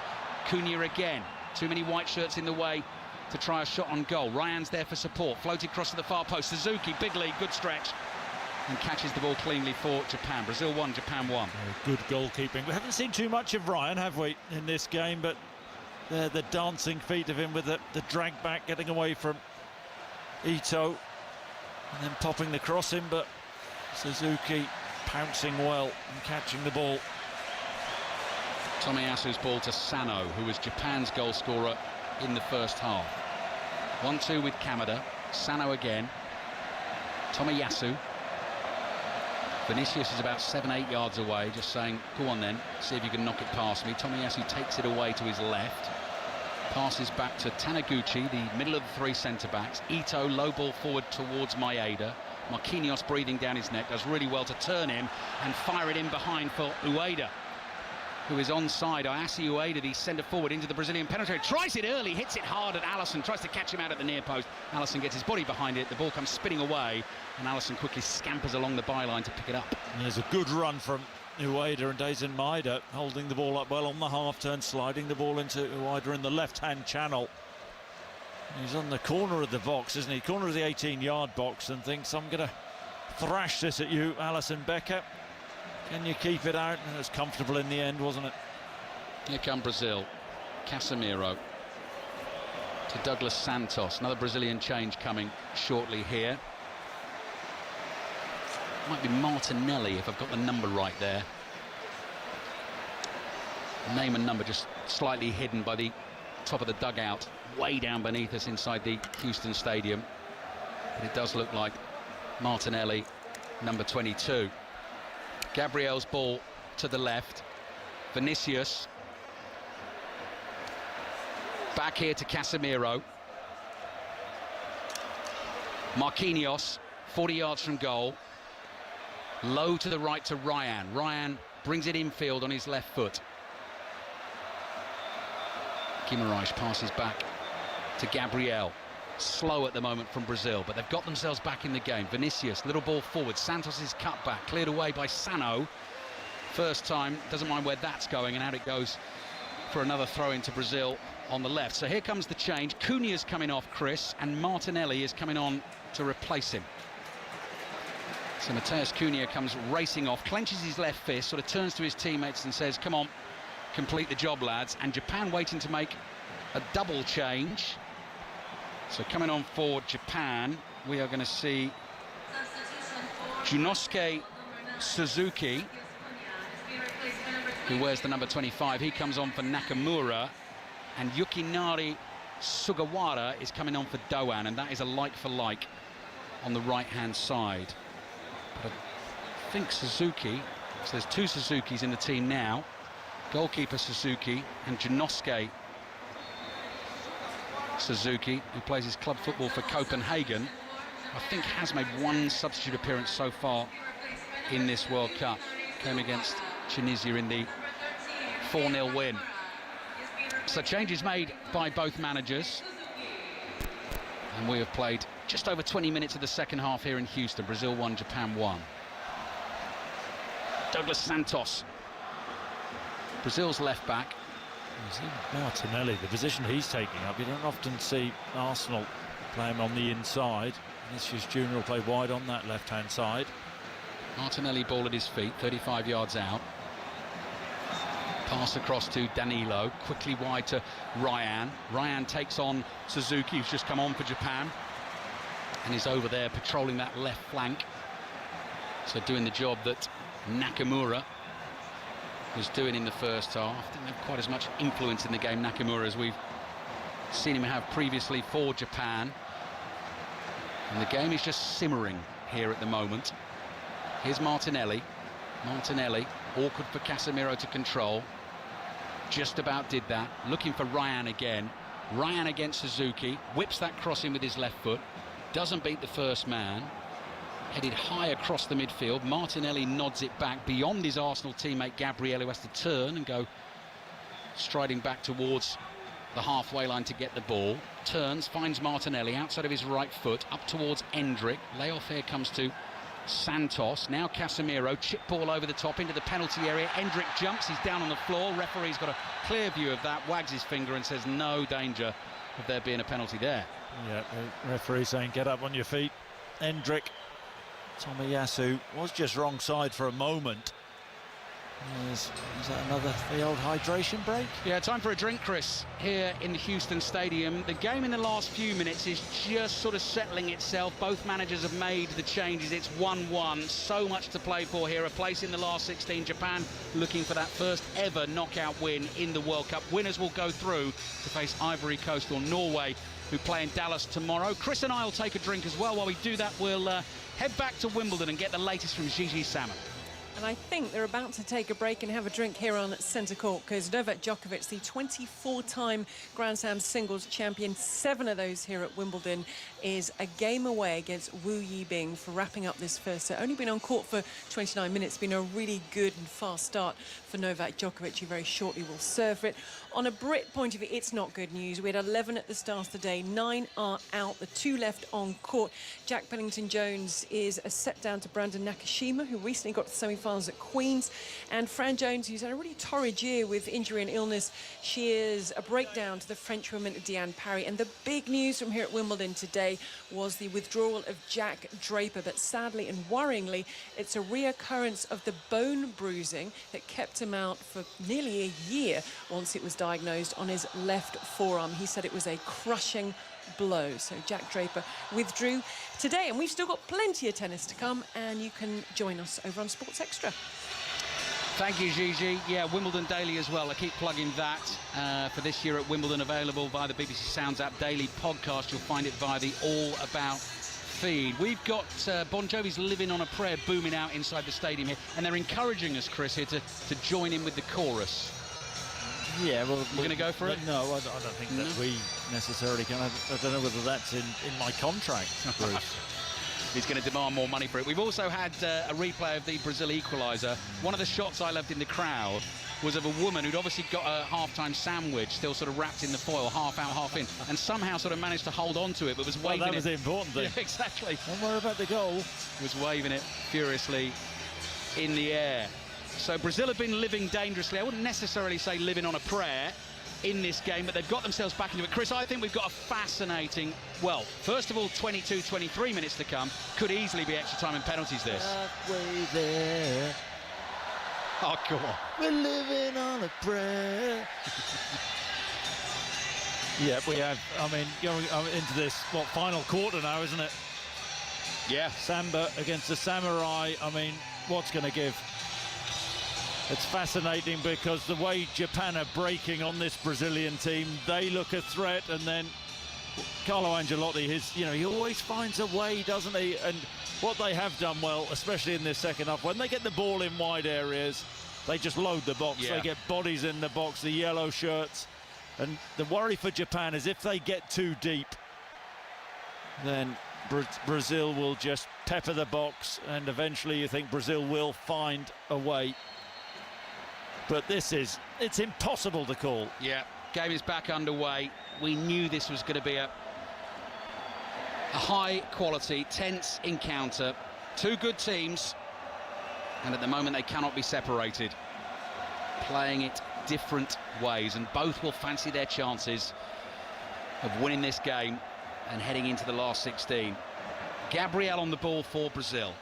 Yellow shirts, blue shorts, white socks. I know you can picture them in your mind's eye. Japan in the white shirts, black socks. Junior Ito, strong running from midfield, knocked over. Got to be a free kick, and it is.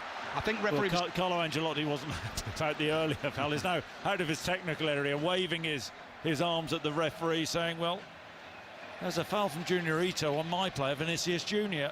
You don't often see Carlo Ancelotti get as exercised as that. Heating up here under the roof in Houston. Very hot outside today.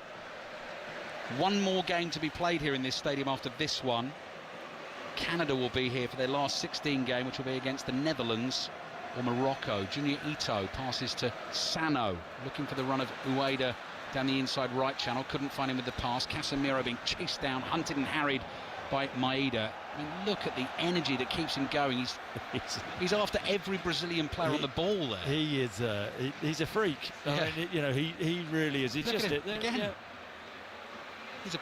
Just cannot get rid of him. Pesky opponent, but this man is dangerous for Brazil. Vinicius into the penalty area, trying to line himself up on the right foot. Went for the pass instead. Couldn't find Ryan. Japan get it away. Junior Ito can't control it. Gabriel takes it off him very easily. Casemiro takes over from Gabriel. Fabulous save from Suzuki as well to keep it at 1-1. The Vinicius effort with the outside of the right boot after he'd absolutely destroyed, torn away from a couple of defenders. Save of the tournament so far, do you think? Could be up there, Chris. I think so. Sharp, low, down to his left. Just got enough on it to glance it onto the post. Gabriel, who provided the cross for the Casemiro header, wide to Vinicius. I'm sure Vinicius is going to have a say in this at some point. Gabriel's cross in again. Same thing. Far post, headed down and wide. Ryan with the header this time. He immediately rolls the ball out towards the corner flag as if to try and make the assistant referee's decision for him. And Bruno Guimaraes, the cheerleader again, bouncing up and down, waving his arms around, getting the Brazilian fans to make as much noise as they can and hold on to their sandwiches at the same time. 17 minutes to go, plus added time. Set piece opportunity for Brazil. Corner to come in from the right. Vinicius stands alone, very deep at the far post. That's not a good ball. Ito heads it away easily and straight out for a throw to Brazil on the right. Just like his first corner of the game, wasn't it? Yeah, awful. Guimaraes, you've got to clear the first man, the man standing in that near post space. 5 Live, BBC Sounds, live at the World Cup. As Gigi said, Wimbledon continues on Sports Extra right now, the great mix of sports throughout the summer, particularly when there's a major football tournament on. Open Championship not too far away either at Royal Birkdale this year. 5 Live will bring you all of that as well. Marquinhos receiving the ball in the centre circle. We've got Germany-Paraguay to come tonight, live from Boston in the company of Ian Dennis and Pat Nevin. 2 in the morning, full commentary on Netherlands-Morocco. Gabriel, a couple of Japanese opponents in front of him. Passes to Marquinhos. Brazil 40 yards from the Japan goal. Martinelli in this sort of inside left tucked in roll. Cross takes a deflection. That's Maeda back there who leaps high in the air and heads the ball away. Marquinhos passes to his left. Martinelli's got all the time in the world here. Referee just moves out of his way and Martinelli fires a low pacey one into the feet of Vinicius. Not interested in doing too much with that, so they're going to work it across to the right hand side of the field. And Danilo, I think they're dropping too deep too early, Japan. It's just got the same feel of it now, where just before Brazil, Casemiro got that equaliser. They've got to engage Brazil a little bit further up the pitch. Chris Sutton with us here in Houston. 15 minutes plus added time, and if we don't get another goal it'll be extra time and it could be penalties, and both of these teams 4 years ago exited the World Cup on penalties, both losing at the hands of Croatia. Here's Douglas Santos, halfway line on the left for Brazil. Casemiro moves into space, finds Vinicius. First touch brings him infield, curls it towards Endrick. Endrick leaps in the air, flicks a lob ball over the top of the Japanese retreating defenders. Japan were looking for an offside flag there, but Martinelli was never going to get it, and it's with Suzuki, the keeper. Endrick getting an ear bashing there from Bruno Guimaraes. Too quick to release the ball. Suzuki's throw headed forward there by Sugawara. Good strength from Casemiro, who has now started. He's a key man for Ancelotti, Casemiro. I think he started 15 of the 16 games. He is key. He was a bit of a cart horse, though, wasn't he, when he was. Sano opened the scoring. Guimaraes, halfway line, turns, passes to Gabriel. Gabriel comes rumbling forward, feeds Vinicius. Vinicius wide on the left, long way from goal. Head up all the time here. Ball tied to his right boot. Lays it off to Martinelli. Pushes one down the left-hand touchline. Santos decides to take a touch before swinging that cross in. Headed away at the near post. Chested down by Martinelli. Right-footed effort, bouncing ball. Curling wide of the left-hand post and behind for a goal kick. Wasn't too far away there, Martinelli. Didn't take a great first touch as the ball was headed clear. I think Tomiyasu headed the ball clear. Takes it on his chest and then he just cuts across the ball, tries to loop it into the far corner past Suzuki. Here come another couple of subs. I know you enjoy. Love this bit, Chris. Love this bit. Yeah. Shuto Machino is coming on. He plays for Borussia Mönchengladbach, and Tanaka coming on in central midfield. Kamada is one of those to come off, and it'll come up on the big screen in a second as we wait and see who the other player to come off is. Here we go. Junior Ito off. Shuto Machino on for Japan. 1-1 against Brazil. Last 32 of the World Cup. Last time Brazil knocked out in the first knockout round at a World Cup 36 years ago by Argentina at Italia 90. It just doesn't happen, basically. But they've got a game on their hands here. Throwing in the right-back position for Danilo. Ivory Coast, Norway meet in Dallas tomorrow. The winners of that game will play the winners of this game in New York. Header won by Sano. Casemiro's got to be careful. Adds it back to Alisson, got enough on it. And Alisson immediately slings it out to his left to Santos. Casemiro on the ball again for Brazil inside his own half. Floated one forward, aimed at Ryan, who leaps. Can't get anything on that. Tumbles to the floor and won't get a free kick. Yeah, I mean, another flap from a Brazilian player. Ryan there looking for the award of the free kick. Never in a million years. Big, strong player, but went down far too easily. Taniguchi for Japan. Out to the left to Hiroki Ito, left-sided centre-back. On the turn, Suzuki, looking for the ball down the left to Maeda, who's still got the gas in the tank to keep going for Japan here. Casemiro wins it for Brazil. Goes quickly forward to Endrick. Good tackling back by Tanaka. Tanaka's given the ball away, though. Here come Brazil down the right-hand side. Ryan, he's gone down again. Again appeals for a free kick and doesn't get it. Maeda plays back to Suzuki, who is tackled, and that will be a Japan throw.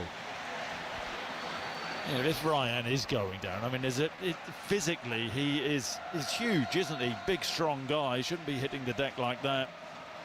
Twice in a minute or so. And they've just weathered that early sort of pressure after the hydration break. Japan got quite an open feel to this game now, hasn't it? 81st minute of it. 5 Live and BBC Sounds at the World Cup. Chris Sutton here watching. Brazil 1, Japan 1. Casemiro's pass to Marquinhos inside his own half. Martinelli zipping forward, making a run in between the centre-backs. Not you, so he turns on his heels and trots back into position. Guimarães strokes the ball out to the right to Danilo. Back to Guimarães, who quickly moves it on to Marquinhos as Tanaka came racing in to put the pressure on. Gabriel comes forward 10 yards. 1-2 with Martinelli. Gabriel again. Vinicius right on the left-hand touchline, way down beneath us on the pitch. Tries to flick it past Sugawara there. The ball hits Sugawara. Japan clear. Marquinhos chests it down, and Brazil will try and recycle and go again. Yeah, all the time, aren't they? As soon as the ball goes out left to Vinicius Junior, who's standing with his heels on the touchline, they get two players out, double up. Can't let him get Sugawara 1v1. There we go again. Exactly what's happened. Tanaka moves in to try and help. Vinicius takes them both on. Nearly got round Sugawara there. Santos does manage to get the cross in towards the far post, headed down and away. Falls to a yellow shirt. That is Danilo.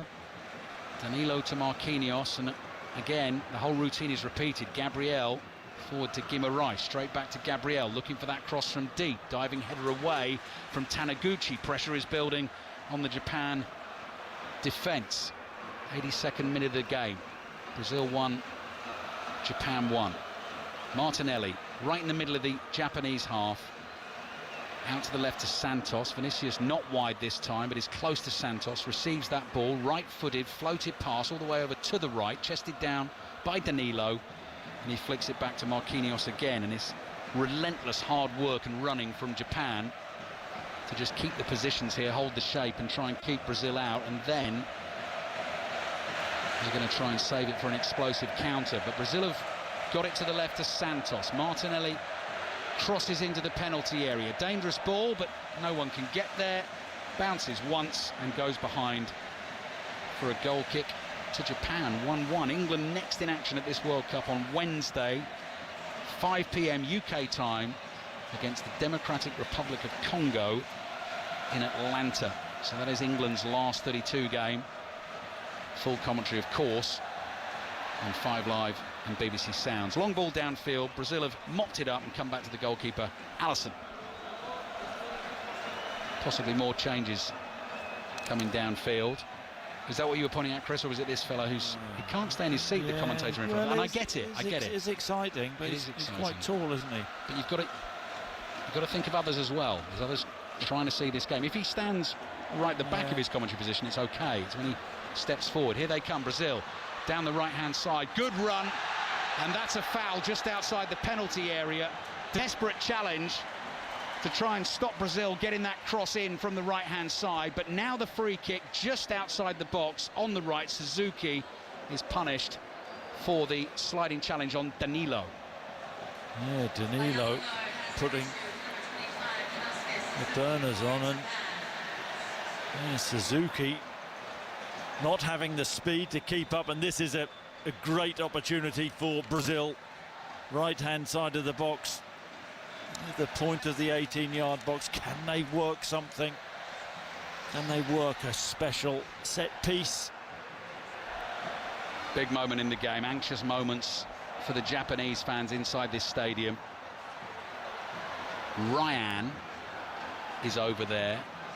Is Guimaraes the other one? I've given his delivery. I'm not sure I'd let Guimaraes take this. I think you shoot here, bodies across the goalkeeper's eye line. Really difficult for the goalkeeper. Whistle blows. 19-year-old Ryan is there. Guimaraes leaves it to him. Left-footed drive and headed over the bar. Headed over the bar and behind for a corner. Yeah, it was well defended. Right idea, I think. Left-footed from the right-hand side of the box. Ryan fires it, gets a lot of whip and pace on the ball. Actually defend it well. I think it's Suzuki, yeah. Who gave away the free kick. Very important header. Brazil going for the tactic, exactly as Chris described, just hoping to get that glance that would make it impossible for the keeper. Now a corner for Brazil. 85th minute of the game. Brazil 1, Japan 1. Ryan's delivery, low, pacey. Casemiro's flick at the near post, headed away to the edge of the box. Guimaraes chases. Finds Vinicius. Vinicius teasing defenders, running at them inside the area. Chops back onto the right foot. Guimaraes crosses with the outside of his right foot. He's overhit it. And it goes spinning behind for a goal kick to Japan. So for now, the danger's averted. Gabriel Martinelli possibly got a poke in the eye there, I think, inside the penalty area when the corner came in. I think it's more of a right elbow in the head. Can you poke with your elbow, Chris? Well, stays a Maida, actually. His right elbow. Yes.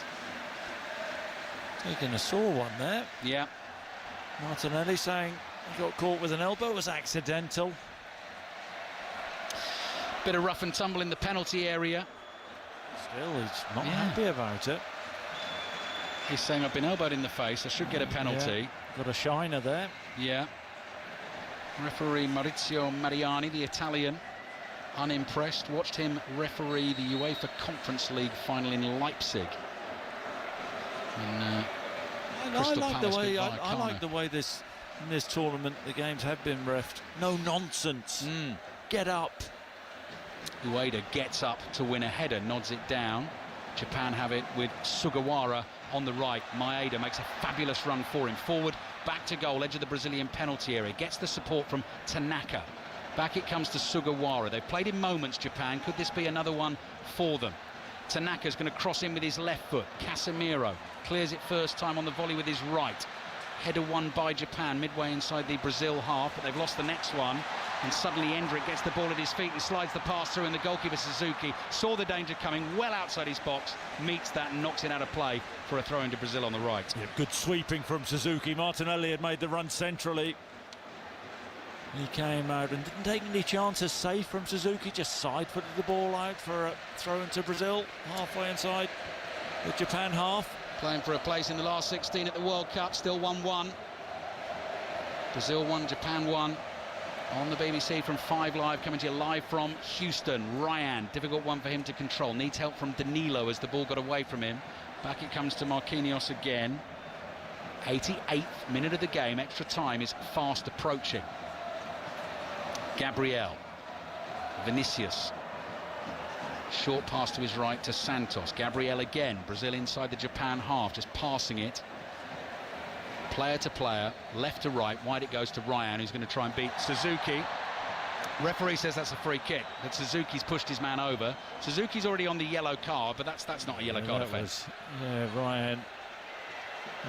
Shoulder to shoulder. Suzuki showing his strength. Another chance for Brazil to put a ball into the Japanese box. 89th minute of the game. Ryan runs over this one. Guimaraes with the right foot. Good cross. Goalkeeper's come a long way. Punches it away. Needs to get back quickly here. Martinelli. Side foots a pass to Vinicius. Opens up for Vinicius. Tries the right-footed shot. Took a big deflection. And wide it goes. I thought that might just be the moment. Corner Brazil, 1-1. Yeah, it's a brilliant run from Martinelli, who runs around Vinicius Jr., who's on the left-hand side of the box. And two defenders get drawn his way. And Vinicius Jr. inside on that right foot. I think he's going to find that far corner. Took a deflection. Ryan offers himself for the short corner, gets it from Guimaraes, left-footed cross from the right in towards the far post. Header is behind to Martinelli. Martinelli does well to make the pass, and Maeda comes hurtling in and very nearly won the ball. But Brazil have got it to Vinicius, left-hand side on the dribble, beats one man. White shirts all around him, desperate to try and stop him, twisting and turning, and eventually they do enough. It's Tanaka, tenacious Tanaka, who gets in there, wins it, although Vinicius does so well for Brazil to go back at his man, win the ball and win the free kick. You don't often see that, do you? He's a luxury player, Vinicius. Vinicius with the cross, goalkeeper's called and made a good catch there. And now Japan, chance to attack down the left-hand side. 90th minute of the game. Japan coming forward. Ueda's making the run, arms out wide, wants the ball. Look at the space on the right-hand side, though. Sugawara's going to get to this first for Japan. White shirts getting forward to help him. Sugawara dances past Santos. Can he get the cross in? Cut back into the area, cleared away only as far as Tanaka. Dramatic moments at the end of this game. Fourth official moving forward to the edge of the pitch, about to hold the board up here. That's Ito. Plays it to his left to Suzuki. Ito making the run behind him. Suzuki's low cross. Marquinhos deals with that simply at the near post, swipes it away.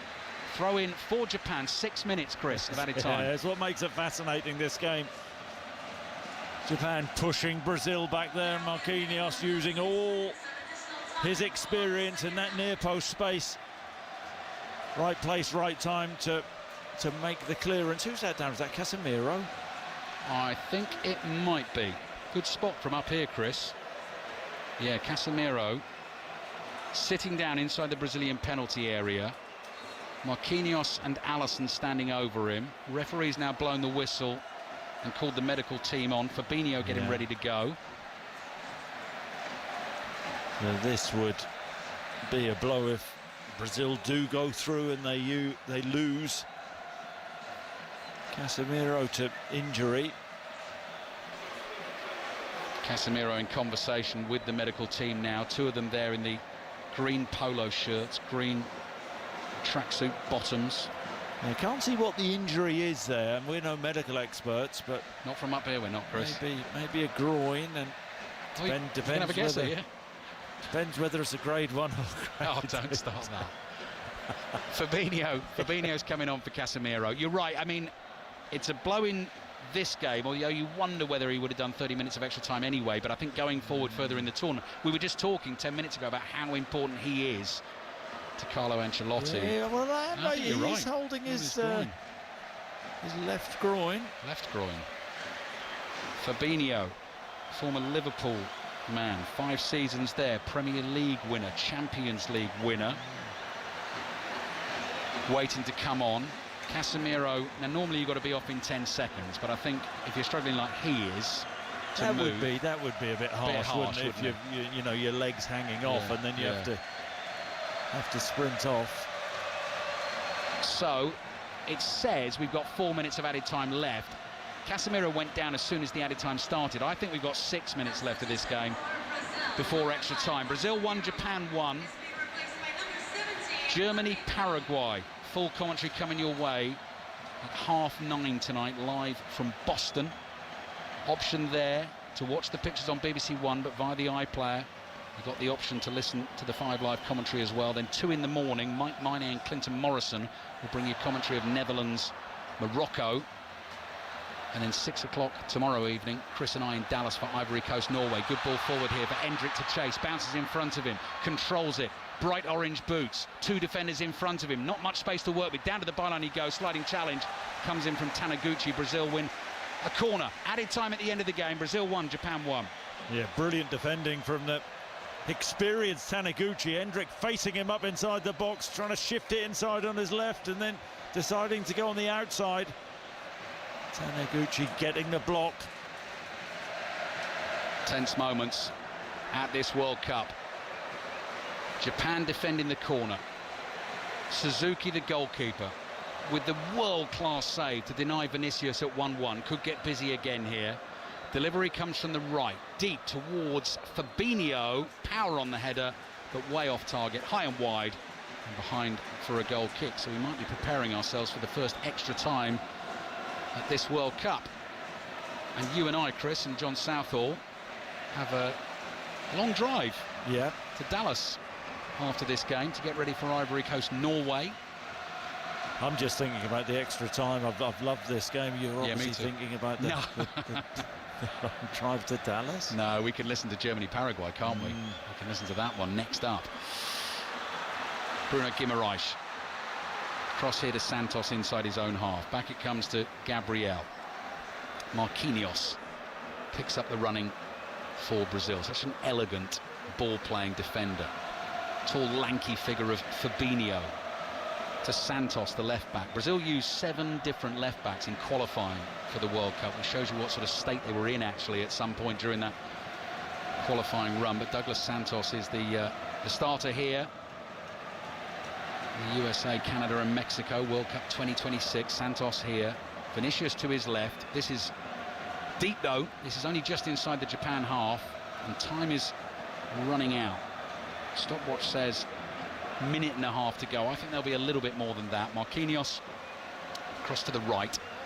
Good little 1-2 played down the right-hand side. Cut back to the edge of the box, finds Endrick, and Endrick's off balance, and Tanaka does well to step in, but now Tanaka's lost it. Ryan's ball, Bruno Guimaraes in the D, looking to work space for the shot. Good pass, Martinelli, it's in!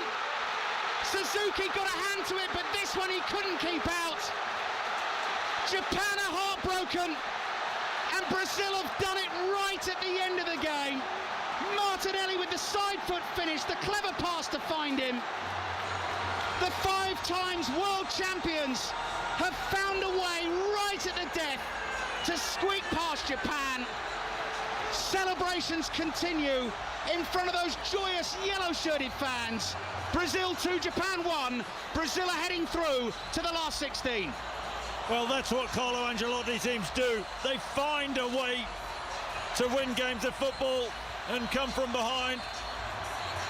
It's Tanaka, I think, who gets caught. The pass from Bruno Guimaraes is absolutely gorgeous. On the edge of the box, he shapes the shoot and just fizzes a little 8-10-yard pass into Gabriel Martinelli, who kills the ball with his left foot, opens his body out, and he finds that far corner. Suzuki gets a touch on it. He may feel disappointed he doesn't make the save, but Martinelli, magnificent Martinelli, looks like he's taken Brazil through to the last 16, and Carlo Ancelotti, while the bench is going wild around him, just stands there like it's no big deal. It is a big deal. It looks like Brazil are going through.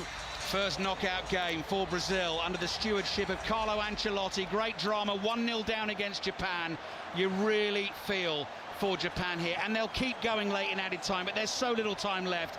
Maeda's run his race, a 5th attempt at winning a World Cup knockout game, and they've been caught by Martinelli right at the end. And Chris has described that beautifully. Chris, the first touch from Martinelli, brilliant pass, but the first touch to set the shot up was just delicious, wasn't it?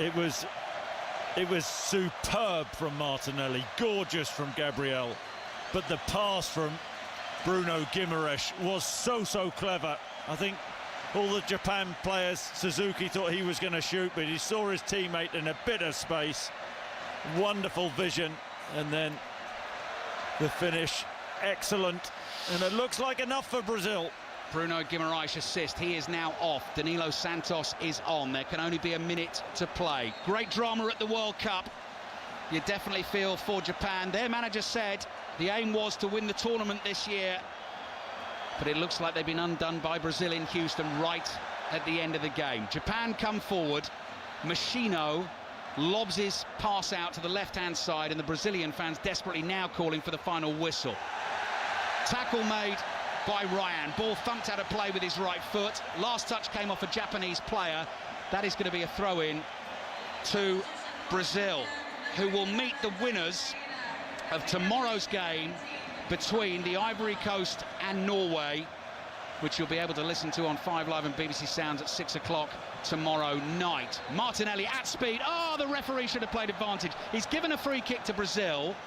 Foul on Hendrick. Martinelli was alert, went racing through onto the loose ball, was away and clear. Brazil, though, I think happy to have the ball and just run the clock down. They have been given, they knew they were going to get a tough game, Chris, and they've been given exactly that. Yep, absolutely. Really enjoyed the match, and mentioned Brazil. Carlo Ancelotti. How do you win games of football? The guy's a serial winner, isn't he? That's what he does. Ball lobbed high in the air, but this is down at the Japan end. They need to get it forward here. Taniguchi, Tanaka leaks, flicks a header backwards towards the halfway line. Smashed up in the air by Suzuki. That is a classic up and under. Machino will chase it for Japan. Oh, he's committed the foul. He doesn't agree with the referee. Throws his arms up in the air in frustration. But Marquinhos knew if there was contact, he might be able to persuade the ref to give Brazil the free kick, and I think the full-time whistle is going any second soon. Yep. Classic experience defending from Marquinhos. Not much in that, really, but as soon as there's contact, he hit the deck. You know that Japan, as they always do, will take the defeat with dignity and decorum. They are always a joy at these major international tournaments. They really thought they had a chance today. They took the lead against Brazil, and they've been undone right at the end of the game. Ball is down in the Japanese penalty area. Played almost 10 minutes of added time here. It was a minimum of 6. Suzuki fires the ball forward, drops down on the edge of the Brazilian box. This is absolutely last chance saloon in Texas now. Flick on from Sugawara. Chance for Danilo Santos to clear. Not the best clearance. Tomiyasu gets a foot on it. It's got scrappy. Brazilian fans will roar. A clearance that is hoisted into the stands. Japan want to take their throw-in. The referee's saying they're going to have to take it 20 yards further down the field. Both sets of subs, managers, coaching staff, everyone almost on the field. And here we go. Shuto Machino, I don't know what he's got in the locker here. He's going to attempt an enormous long throw, 40 yards from goal, into the edge of the box. The header is won. The referee has the whistle in his mouth and calls an end to the game. And the boys from Brazil have found a way through. In Houston, Gabriel Martinelli's late goal has seen the 5 times world champions knock out Japan in the last 32. Japan taking the lead through Kaishu Sano in the first half. Brazil on the attack in the second half, got themselves back into it with the Casemiro header. And it was a world-class goal, a fabulous pass from Bruno Guimaraes to find Gabriel Martinelli, touch and finish from him, and that is what wins the day for Brazil. Hearts broken all over Japan, but their team has done them proud once more, and you can see the reaction from the Brazilian players here, the hugging, the embracing, the joy, the smiles, the relief at just how hard they were pushed by Japan. And I have to say, Chris, that the close-ups we're getting these Japanese players, they are absolutely devastated, aren't they? Yeah, really feel for the Japanese team. The players, a lot of them hit the deck at the final whistle, slumped. They put so much into this game and ended up just losing it at the death with a brilliant pass and finish, as you've described. Bruno Guimaraes into Martinelli. But it's about finding a way, isn't it? All the experience Brazil have, enough in the tank to knock an excellent Japanese team out of the World Cup. It matters now, doesn't it? Knockout football. And when we thought it was going to go to extra time, that moment, Magic Martinelli won it for Brazil. And on to the last 16. I mean, going into the tournament, you're thinking, well, blimey, can Brazil go all the way? They weren't great in qualification, were they? But they're onto something under Ancelotti, aren't they? They've never gone 6 World Cups without winning it, but last time was 2002, 24 years ago. This is the 6th since then. Japanese players out here being hauled to their feet by teammates to try and help them get over the disappointment. I've just seen a lovely exchange between Matheus Cunha and Ao Tanaka. Tanaka's inconsolable here for Japan, and close-ups of the Japanese fans who just look stunned. But that is what Brazil do. That's why they have this reputation, and as you say, Chris, Carlo Ancelotti, just the coolest cat in the business. Martinelli scores the goal, whole stadium goes nuts, the Brazilian fans, and Ancelotti raises the eyebrow and says, we're into the last 16. The winners will play Ivory Coast or Norway. They are in England's half of the draw. Some afternoon in Houston here, and Brazil have found a way through. They are through to the last 16. They've beaten Japan.